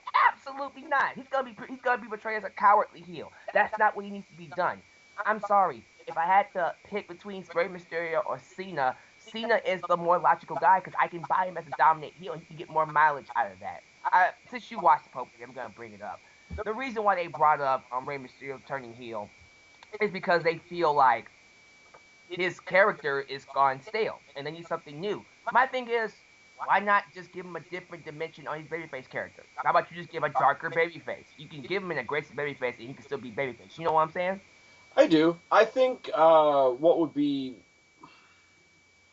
Rey Mysterio turning heel to me would... I don't think it would necessarily be him turning on the fans. I think it would be him more being indifferent to the fans. If there was ever a Rey Mysterio heel turn, I think it would be him coming out talking about how he's always tried to do the right thing, whatever. He's always tried to stand up for honor and this and that and the next thing, and, you know, have this big thing about how he's got all this respect for tradition and it's not really getting him anywhere as of late. Then he rips off the mask. And he disowns the luchador heritage. Whoa. Now, see, that's interesting. That would make for an amazing... because the fans love him as that... Okay, and I'm not breaking it down because I know there's a lot of heritage behind the luchador stuff and the masks and all that sort of thing. But fans love that because when you have a mask on, you're kind of like that anonymous hero type. And if you strip him of all that, then he's just a pissed off guy. And I think they would feel so... It would be such a mix of the fans feeling bad for him that he felt that he needed to do that and feeling betrayed by him that he did it at the same time, and the fans wouldn't know how to feel, and that's what would make them angry. Wow, dude. If that was brought up in the potpourri, I would have shut my mouth. But that is a good way to turn him heel. I didn't even think about that. That's what great. It would have been like, do you remember when Chavo Guerrero briefly became Kerwin White? Yeah. I'm not saying go that corny. I'm saying instead of taking that type of idea to a corny level, take that same idea to an angry level. Have him come in like, you know, a regular ripped up pair of jeans and a t-shirt, you know, leave his mask on the rampway or just step on it on the way out or whatever, just really ridiculously, or like spit on it and throw it into the fans, like just absolutely ridiculous disdain for everything that he used to believe in. Because it. So what you're saying is, if he's gonna go heel, just go all the fucking way with it. Don't half-ass it. Just go straight. But I don't heel. think, because just turning on the fans, like, okay, you guys forgot about me because I was gone for so long. It's such a typical thing to do. Yeah. I think this way he's not turning on the fans. He's turning on everything about himself that they love. I love it. I really do love it. It sounds awesome. I'm not even kidding you. That's great. Great. Wow. The more I think about it, the more excited I am for it. Too bad it's not happening. Yeah. Too bad. That's not gonna happen. It can't happen. You know what? Here's the even better thing about it. You know who I would have him feud with first as a heel? If you say Daniel Bryan, I'm gonna mark out. I'm sorry, but no. Fuck. CM Punk. Who is it? CM Punk? You know why? Why? Because CM Punk could come to him and be like, look at how bad I was so many years ago. I was so pissed off that I couldn't beat you. I tried to take your mask. I tried to take your heritage and your whatever, and you fought so hard to keep it, and to the point where you had me in a mask, and now you're throwing it all away. What the fuck are you doing? Spaz, I have a legit question for you now. What up? Why aren't you working for WWE and booking their storylines? Because the ideas only come to me at 1:11 in the morning. This is brilliant, man. Seriously, this is great stuff. I like this. Yeah, you do. Hell yeah. That's a great way to book Rey Mysterio as a heel. Seriously. But if I would, you know how, like appearances and everything, but you know how I would book him if he did do that? Do you remember WCW Raven's Flock? Mm-hmm. How they all came out and they just, like, they weren't literally dirty, but they had that dirty image. Like, all the ripped up old t-shirts and just friggin', like, tattered jeans and, like, everyday shoes. Like Brooklyn Street thuggish clothes? Yeah. But, like, not even the more depressed, laid back, like, scoundrel, almost. Okay. If Rey Mysterio pulled the heel turn that way, that's how I would present himself. It'd be like, yo, I'm here to do what I do. I'm not here to impress anybody. Fuck you all. I'm going to kick this guy's ass. Then I'm going to have a beer. And then flips off the audience and then, you know, destroys somebody with... Obviously, you know, Rey Mysterio has enough, like, babyface type offense that, you know, there's all the high spots that we want to see, the 619s and all that. He doesn't do any of that anymore. He stays completely grounded, you know... Works a great technical match so that the marks out there can say, look, he had a great technical match. It's just not the Rey Mysterio that we're used to. You know, he does it in such a way that it's technical and it's great for the analysts like us, but it's so not what the casual fans are expecting that they get pissed and they're almost to the point where they're disappointed, but in an angry way. So that his psychology would be from an internal place, from an external place, from a presentational place, and from an in-ring work place. All those elements coming together And every single one of those elements, individually and collectively, would gnaw at the casual fans. And not just that, dude. In a character sense, it adds a totally different dimension to his character all around, and makes him even more realistic than it would do for John Cena, really. Yeah. Because really, you can actually use Rey Mysterio's suspension if they wanted to really emphasize how much he feels like mistreated and not utilized, and he's like a small guy in a big world trying to make a name for himself. Yeah. Holy shit, dude! That's why I just feel like, damn, that actually works in so many different ways. The only thing what I would love to see, and you wouldn't see it in WWE, did you see the actual the immediate weeks after TNA turned Jeff Hardy heel? Yeah, I did. A little bit of him. When he came out, and he wasn't in his typical like wrestling makeup, but he just had like the black makeup on. He almost had like a Raven attitude to him, but he was coming out in the suits with the custom made belt. And the one night he came out, and he had like the blazer and the ripped up jeans, and he had a cigarette, and he blew the cigarette in the face of whoever it was that he was facing that night. I'm like, he's smoking on a wrestling show, and it's not one of those, okay, I'm gonna smoke now because it's cool or whatever. But it's something so beyond the realm of what would normally happen on a wrestling show. You would need to have something like that, something so gut-wrenchingly, okay, Rey Mysterio is off the deep end and he has no chance of coming back. And I think with Rey Mysterio, I'm pretty sure eventually they're gonna have to turn him back to being a babyface, because that's way too emotional and way too heart-stricken, especially to the fans out there, that they have to bring it full circle to bring relief back to the fan base. You know what I'm saying? I do. The only reason I suggest this at all really is because I did see him in WCW, and he has wrestled unmasked before. If he had never done it before, if he'd been like masked his whole life, I would never suggest it. Yeah. Seriously. So, I mean, the fact that you brought this up is a great way to put Rey Mysterio. You should have turned this into a video by yourself and gotten a lot of views out of it, most likely. You know what I'm saying? Well, I'll tell you what, because we are in a collaborative effort, if you want, I'll send you a copy. You can put it up on the Horseman channel, too. It'll be awesome. We'll think about that, so to speak. What was I going to say? I was going to say something else. We have a tag match and a Divas match. Do you have any thoughts on either of those? Honestly, dude, Divas match is going to be good to me. Beth Phoenix versus Layla. I am high on Layla. Not as high as I am on AJ Lee, because AJ Lee is my top diva right now on SmackDown. I love that girl. But here's the thing. When we talk about, like, okay, and, we overuse the word legitimate, but when we talk about the legitimate divas in the WWE, for the longest time, what were we talking about? We were talking about Natalya, Beth Phoenix, and Karma. You know what match I want to see right now? I want to see Layla versus Eve versus AJ.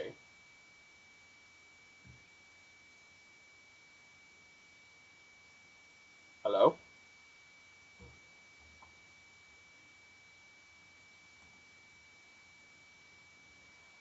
Okay, and I think Alex is gone for a second. All right. Alex, keep going. I need to pee. All right. I probably shouldn't have read that out loud. No, you're good. I just came back by the way. All right. So what were you saying? Sorry. I was saying don't type in I need to pee, BRB, if you don't want me to read it out loud. Don't worry, man. Anyway, it's all right. All I was saying was that I really, other than the three powerhouse divas that we've usually been talking about, really what I want to see right now is Eve versus AJ versus Layla. Because... Can I ask you something? Because I've been noticing something about the Divas division. I don't know what it is, but not to put a stamp on the Bellas or nothing like that, but ever since the Bellas left, I've noticed that the Divas have been getting a lot more attention as of lately and been put in more relevant storylines and used for better things. Have you noticed that too? Because the Bellas were over-decorated arm candy that tried to wrestle, and because we've been giving Kelly and Alicia Fox less and less and less time, people have been actually interested in the Divas division again, and people have been talking about the Divas division again. I wouldn't be surprised, and it's almost to the point now where it can't not happen. I'm sure there's somebody on Vince's payroll in Titan Towers that gets paid to watch YouTube videos all day. Is that true? I'm sure of it. And anytime that you have the Bellas or Kelly or Alicia Fox, whatever, oh, the Barbie doll bitches are back, I'm going to go for a piss and whatever. Or holy shit, did you just see what Beth Phoenix did? Holy shit, Natalya is actually wrestling. It's not just a cat fight. Holy shit, Karma's gonna fucking wreck shop. Holy shit, Layla's back. Holy shit, AJ's fucking psycho. Holy shit, Eve Torres not only kicks ass, but she's pulling a Miss Tessmacher and giving me a fucking boner. Like, get rid of Kelly, Alicia Fox, and the Bellas, and we've got a good Divas division, and we just need a decent belt. Dude, that's awesome. It is. But this match between Layla and Beth Phoenix is gonna be really good. I mean, Beth Phoenix to me, next to Mickie James, is the best female wrestler in the business. Oh, Mickie James. Do you agree? In the current product, yes. In all time, my top of the list is always going to be Lita. No, people who are in the current product. People in the current product? Yeah. Mickie James.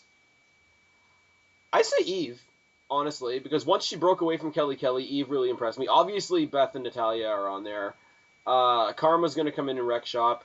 My only problem is I don't want Karma to become the big show of the Divas division, where either she comes in and destroys people and it's like boring because we know she's going to win, or the other way around, people are getting totally unrealistic victories on her, because that's basically my problem with the Big Show. It's either it's a squash and it's boring, or it's unbelievable, which makes it boring. Which is why I like wrestlers like Daniel Bryan, who could make it more realistic, and Dolph Ziggler as well. But see, here's the thing, and I say that, but at the same time, the sadistic part of my Mark Booker brain wants to see AJ versus Karma. Guess what? I want to see it too. Either that or have them be a tag team. But you know what? Honestly, dude, despite the fact that it's kind of a one-match deal, we know Karma's going to win, I think AJ could do a believable job at making it look like she at least tried to beat her. I heard somebody say this the other day. I'm not quite sure who it was, but I think AJ is the Rey Mysterio of the Divas division. That was John on Potpourri. Okay. And it's true. Like, if anybody was going to have a totally unrealistic victory over Karma that I would be okay with, it would be AJ. Hell yeah. Just because it's so unrealistic, it's past the point of, absurd, that it's good again. You'd be rooting for her. You want her to accomplish this unrealistic feat, no matter how bad it is. As an underdog, she seems overwhelmed by the situation, and she's so broken by her current situation that she's losing her mental faculties. I mean, what else do you want, sympathy-wise? And the best thing about it is it's consistent. You see it inside the ring as well. Oh my God, consistent booking with Divas. When do you have this stuff? Oh dear. The only problem is the Divas that are getting consistent booking aren't getting consistent booking as wrestlers. They're getting booking as side elements of guys wrestling storyline, which is great in one sense because they get a lot of TV time, but it enforces that idea of the only way women are really, really going to get noticed is if they're attached to a guy, and I don't like that message at all. I don't like it either, but it's what it is, dude. What else can we do? I mean, like, we can go to places in time and space where it wasn't like that. Like, I'm sorry, I'm going to go back to it once again, but Trish Stratus and Lita did main event Raw for the Women's Championship.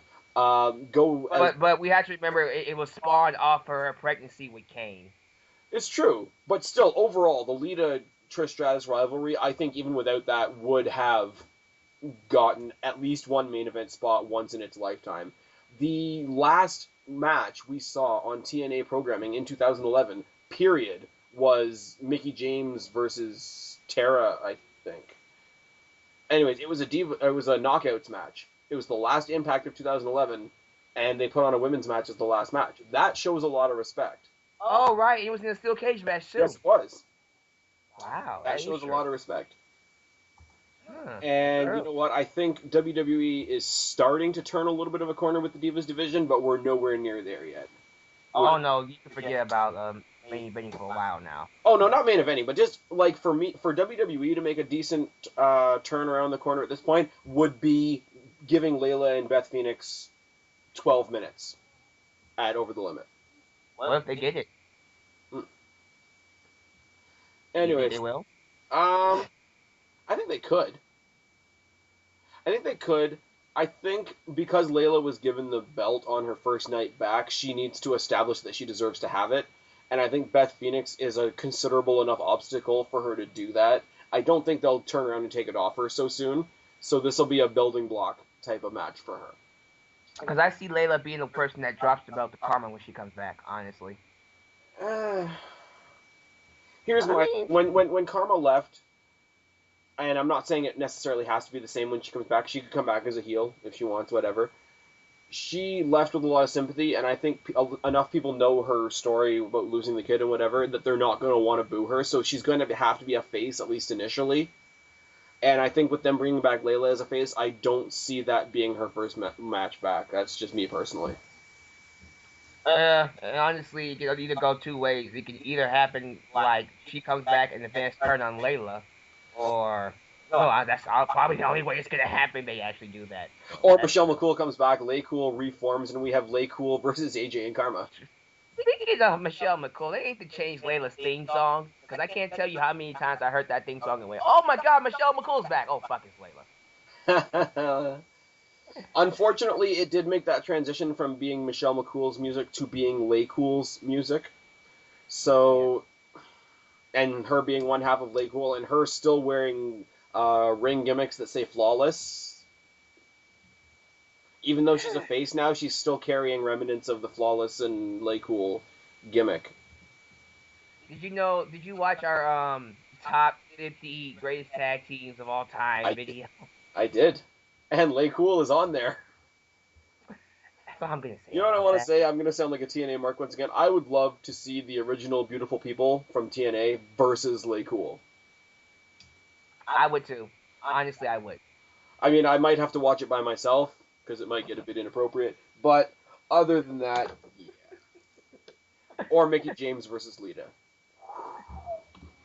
That match never happened. It should. It really should. Dude, is there any other match that you want to talk about from the only other match there is Jack Dolph versus R-Boom. I want to start a subject from this. Actually, two of them. Go for it. First off is Dolph Ziggler. Oh, goodness. I really do hope they break up this tag team soon. I think Ziggler can work so much better by himself or without Swagger. Have you heard of the house show rumors about Dolph Ziggler? No, what was that? And I read this from somebody on Facebook that copied it from somewhere else, like WrestleZone or something like that, so it could entirely be false.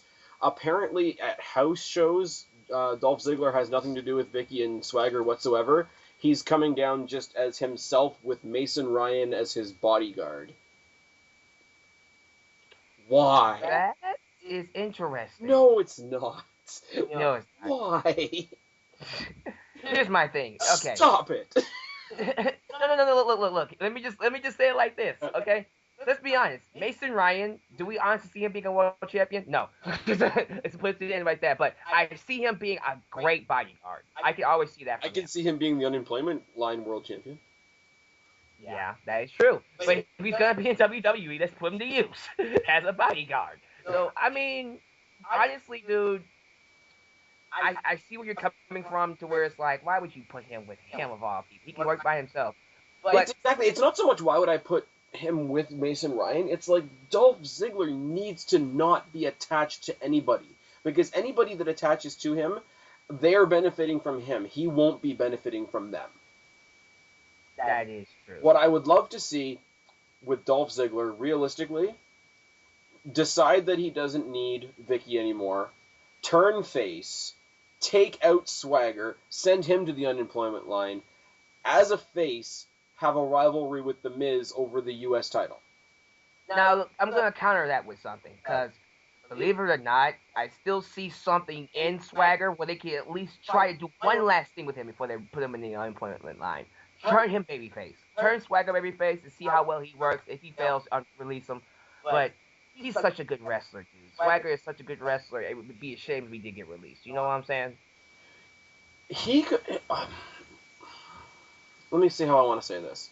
First of all, if Swagger's the one to turn face and leave the group, that leaves Dolph with Vicky, which we don't need. Yeah. Swagger on his own as a babyface, I can't see it. Like, I really can't see him standing alone as much of anything really, other than carrying the U.S. title because he's the All-American American, but even that gets old after a while. Unfortunately for Swagger, yeah, he's got the technical skills to get it done. If I was in charge of the company, what would I do? I would put him in charge of training. He doesn't contribute personally to me, and I'm only saying this as like this is my fan experience type thing. He doesn't do anything for me on my television screen. Like, he's about as exciting as watching gray paint dry, but he's got the technical foundation. He could do wonders for other young talents in the training capacity and in the new talent development and stuff like that. And putting people over in the mid cards. Oh no, I'm talking about a role behind the scenes. Okay. Like as trainer behind the scenes. That works. As, sort of somebody that can bring in, new talent. I could see him being, ironically enough, and you might think this is funny, I could see him being one of the judges on Tough Enough. Really? Yeah. That could work, I guess. Like, not head guy in charge, like, not taking over from Austin, but, like, along with Booker T and Trish and Bill DeMott. Like, he could be, like, the rookie trainer. Okay, yeah, that works.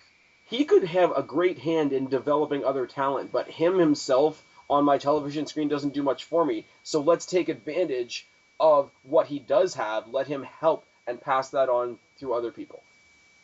Okay, well, that works with me. So I guess we can try it out as a babyface turn, see how well that works. But my next topic is about R-Truth and Kofi Kingston. Now, I don't know how you feel about this tag team, but to me, it's not working. I hate the fact that they put them together just because they're two black people. But that's what they did. They did. I mean, they have no real reason to be together except that they're black. But here's my thing with this. Okay, then you're going to hate me because I've been saying forever that I want to see R-Truth and JTG. What the hell? At least R-Truth and JTG, they both kind of got like that gangster rapper image, so they're kind of similar. Yeah, I guess, but... Okay, if that's what they did, I don't like that. Obviously, stereotyping is bad. Bad stereotypes are bad. But as a team, they're growing on me, though. As a team, they've got a set of charisma there that's not 100% developed because they are new, but they are growing on me faster than Air Boom did. Yeah, and here's my suggestion to you. Here's how I would book it. You know how R-Truth was when he was the heel, the crazy, psychotic, I'm a good R-Truth kind of heel. I'm doing a video on that, by the way. Make sure you watch that. That's a plug. Keep watching this video. Never plug you on my channel. But how would you like this? We have R-Truth, doing what he does, going out the hinges, and then we have Kofi Kingston being that guy that's constantly pulling him back in and getting frustrated. We have that, they're partners, but they have that dysfunctional relationship, kind of like brothers kind of thing. I think that would be a perfect booking for Kofi Kingston and R-Truth. So what you want is a street version of Jesse and Festus. Yes. Oh dear God. No.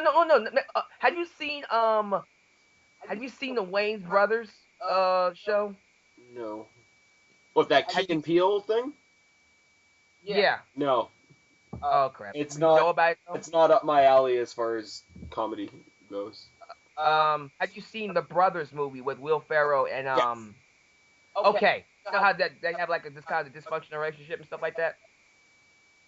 Well, they argue a lot of stuff. So because like as much as they might be able to pull it off if they were a new team, like we know both of these characters, like as fans we've known these characters for so long, we know that they were just thrown together. So that long-standing, brother type relationship is not. We know it's not there. So I think at this point, at the point that they're both at, and because they've been here so long, I don't think they could pull that off as well. I love the idea in theory. If they were going to TNA as a brand new tag team, I could see them pulling that off flawlessly. But with the fans already knowing who they are and knowing that they've both come from other places and separate teams and whatever, I can't see it. I can't see it flowing. You know what I mean? I love the idea. Don't get me wrong, I don't know how it would be an execution. It's just a suggestion after all, but as for the tag team match, it should be a good tag team match as a filler match at least. Here's my problem with this, and this is the problem that I've had with the tag team division for so long now. This isn't a tag team match. This is 4 individual wrestlers fighting over the tag team belts. True. When you have the Usos, when you have Epico and Primo, Mhm. when you have, and I'm sorry, I'll say it, even Darren Young and Titus O'Neil are growing on me. When you've got Hawkins and Rex waiting in the wings with bated breath on NXT or, kayfabe fired from NXT. That's 5 teams right there that are established, that have been teams for a while, that have never even seen the gold except for Epico and Primo. Why do they feel the need to not only keep them down, put these ramshackle tag teams together that nobody's really going to get invested in the long run, and keep a guy like Dolph Ziggler out of the main event scene where he belongs? Like, it's lose, lose, lose, as opposed to all the things that I've been saying in this video have tried to be sort of win, win, win. Like, there's 3 separate points of lose in what they're doing here, and I don't understand it. The one match that every single fan, I think, on some level wants to see, even if they don't like the teams, is Epico and Primo versus the Usos, because at least they look like a team. You need a team that looks like a team, that acts like a team, that is a team, and those are the only 2 teams that we have like that in the WWE right now, and WWE is purposely keeping them apart from having a big, gigantic feud that could last months and still be entertaining, and they won't pull the trigger on it. By the way, there was a tag team made by, it was Tyson Kidd and Justin Gabriel, but Yes, Justin Gabriel got injured. yes, that's true. But then Gabriel got hurt, so we're kind of playing a waiting game there right now. Yeah, that was a good tag team. See, if they take that and morph it from a thrown together tag team into a team that comes, like, sort of reintroduces themselves on Raw or SmackDown as, that we're not Tyson Kidd and Justin Gabriel, we are the, whatevers, and they come in like Titus O'Neil and Darren Young. They come in together. They've got the matching gear. They act alike. They have the similar. They have the tandem moves. They have the double team moves, and everything's fluid between them. They act and behave like a team, as opposed to 2 guys that happen to be in a tag team match. Yeah, that's true. Shut up! What the hell, man? Titus O'Neil. I couldn't stand them on NXT. Like, I only watch NXT like once a month, and I couldn't stand them. And then when I heard they were going to SmackDown, I was like, no, please shoot me. And then I saw them like just this week, and I'm like, Jesus Christ, there's actually something there. God damn it. I don't know if it's that you're so bad at you're entertaining, whatever the hell it is. I like it, and I hate you for it. It's like David Otunga. It's like, I hate you. Oh my God, I'm starting to like it. God damn. Yeah. It's like David Otunga. I hate the guy. Now I'm falling in love with him because he's so good at what he does as a corporate assistant of John Laurinaitis. What the fuck? Laurinaitis has a cabinet. I want to see if David Otunga is going to get a big name tag like Teddy Long's. Oh God! Here we go. For control of SmackDown, Eve versus Teddy Long. Really? We do that? Really? All right, I want to go back to what I said before, though. Would you buy Dolph Ziggler as a face? Yes. The more I think about it, I would. Okay. Would you? I absolutely would. Like I said, I would love to turn Ziggler face, have him feud with The Miz over the U.S. title. It would be a step down because technically he's an ex-world champion and so is The Miz, but I think he would have a strong presence in the feud. He would get rid of whatever Miz is lacking in some people's eyes that I don't really see because I like The Miz. I think they would help each other out. He would be making Miz look even better than he already is, and Miz would be there to prove how good Dolph Ziggler makes people look. And in the process, the 2 of them, because whether you like them or you hate them, they are big names in the WWE. They bring prestige to the U.S. title. They pass on that prestige to the next person that holds the title. The 2 of them process on to various other world titles. And like I say again, win, win, win. I like it. Seriously. Because there was a period of time where I thought we were going to get a Miz face turn. What told you that? Do you know what made me think that, honestly? What? Money in the Bank. Really? Money in the Bank. No, not his Money in the Bank. Oh, okay. His Money in the Bank cash in.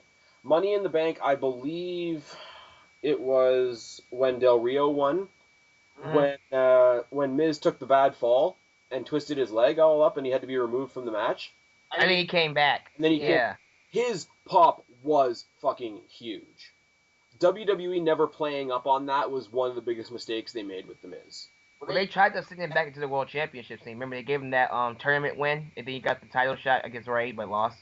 Yeah, no, I'm saying literally like the next night on Raw, with that kind of reaction, he could have come in, played up a little injured, played up like the injury had humbled him a little bit, played up like the reception he got after he tried to come back to the match had humbled him, and he had some sort of an epiphany. Even if it didn't last very long, even if it was like a total BS thing and later on down the line he used it to majorly screw over the fans, a brief Miz face turn based on literally that one moment in time, because that was deafening.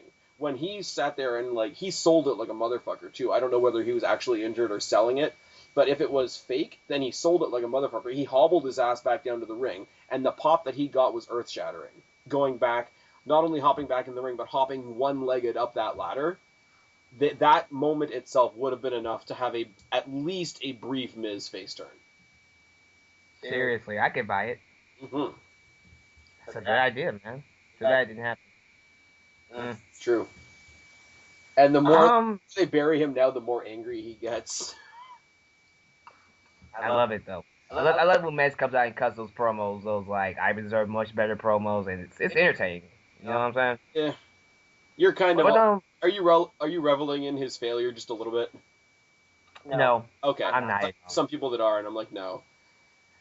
I know them. I know two of them. I'm sure we know a lot of them. But no, it's like the people that say Miz has never done anything. It's like, okay, he captained Team Raw one year at Bragging Rights. He got the win for Team Johnny at WrestleMania. He's undefeated at WrestleMania. He's beaten John Cena to retain the WWE Championship at WrestleMania. He's been successful tag team with, let's see, Morrison, Show. I think for a week or so, I think he tag teamed with Jericho. I can't be entirely sure about that. But let's see. If you want to go totally kayfabe, you can talk about what a great trainer he is, because he was the Daniel Bryan's pro. And dude, let's not forget about this. 5 months WWE champion. It's true. 5 months. And see, that doesn't even make it to the top of my list. When something that big is on the bottom of my list, there's enough there to say that he's a legitimate star. Yeah. So people that are out there saying, oh, he's boring, oh, he's one-dimensional, and he hasn't really done anything, it's like, no. Like, I know I'm also a big fan of Del Rio, but Miz and Punk was the major focal point of their triple threat ladder match at TLC. Yeah, it really was. Like, Del Rio really was third fiddle in that match. Poor Del Rio. He needs revamping seriously. He? Oh, God. Yeah. I got nothing for Del Rio. I have hope for Del Rio because I'm a Del Rio fan. It seems right now that disappointment and pain are my destiny. And then think about it this way, dude. If Sin Cara comes back, you know damn well he's gonna fall into the backseat of things again. Oh dear. Yeah. Alberto Del Rio versus Rosa Mendez. Moving on. Oh, well, not that bad, but you can put him against Trent Beretta.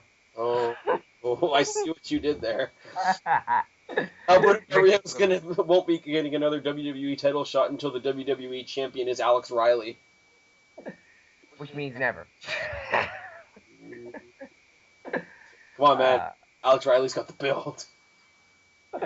Stop it. Stop. Oh, Push Alex Riley. Push Alex Riley. Save Yoshitatsu. Okay, they're over the ropes. Show, calm down.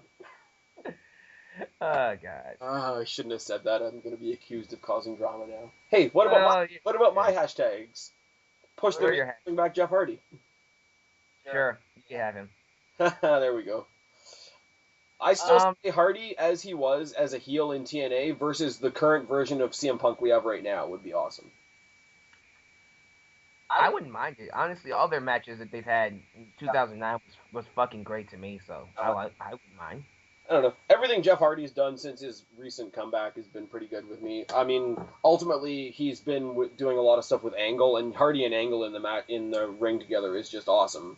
But let me just say this, and after this, I do need to go, but let me go ahead and say this about Jeff Hardy. Day by day, actually week by week, I am slowly starting to become a Jeff Hardy fan again. I honestly believe this time around he's gonna do it. He's gonna be a role model that we think he should be. That he should have been a long time ago. You know what I'm saying? I do.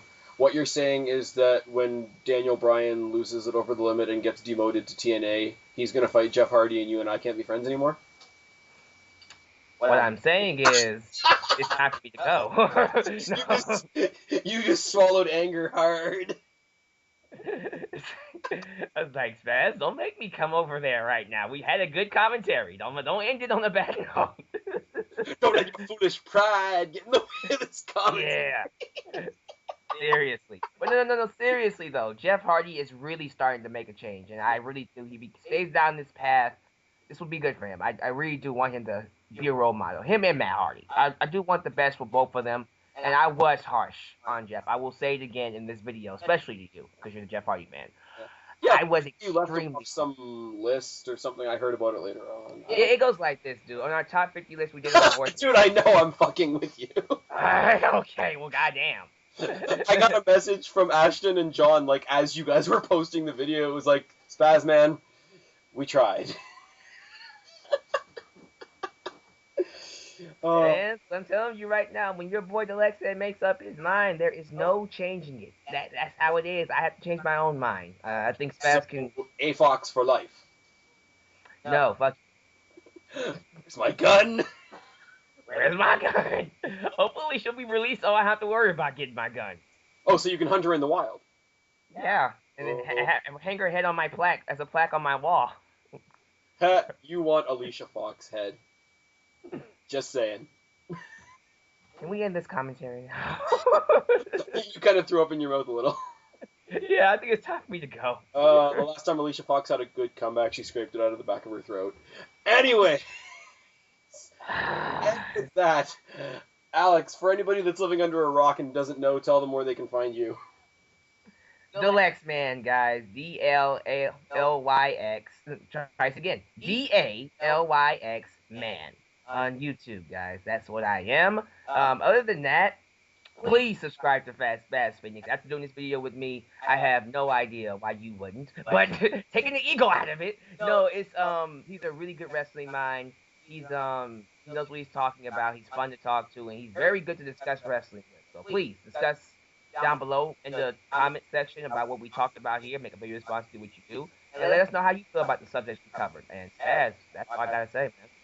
Alright guys, as for me, you know the drill. You can't see me, but you know what I'm about to say. I've been Spaz, your YWC Reality Check. Subscribe up there, talk down there, start a conversation, keep our conversation going. Don't be a stranger. I'll talk to each and every last one of you later. I am tagging out. Bye guys. Peace.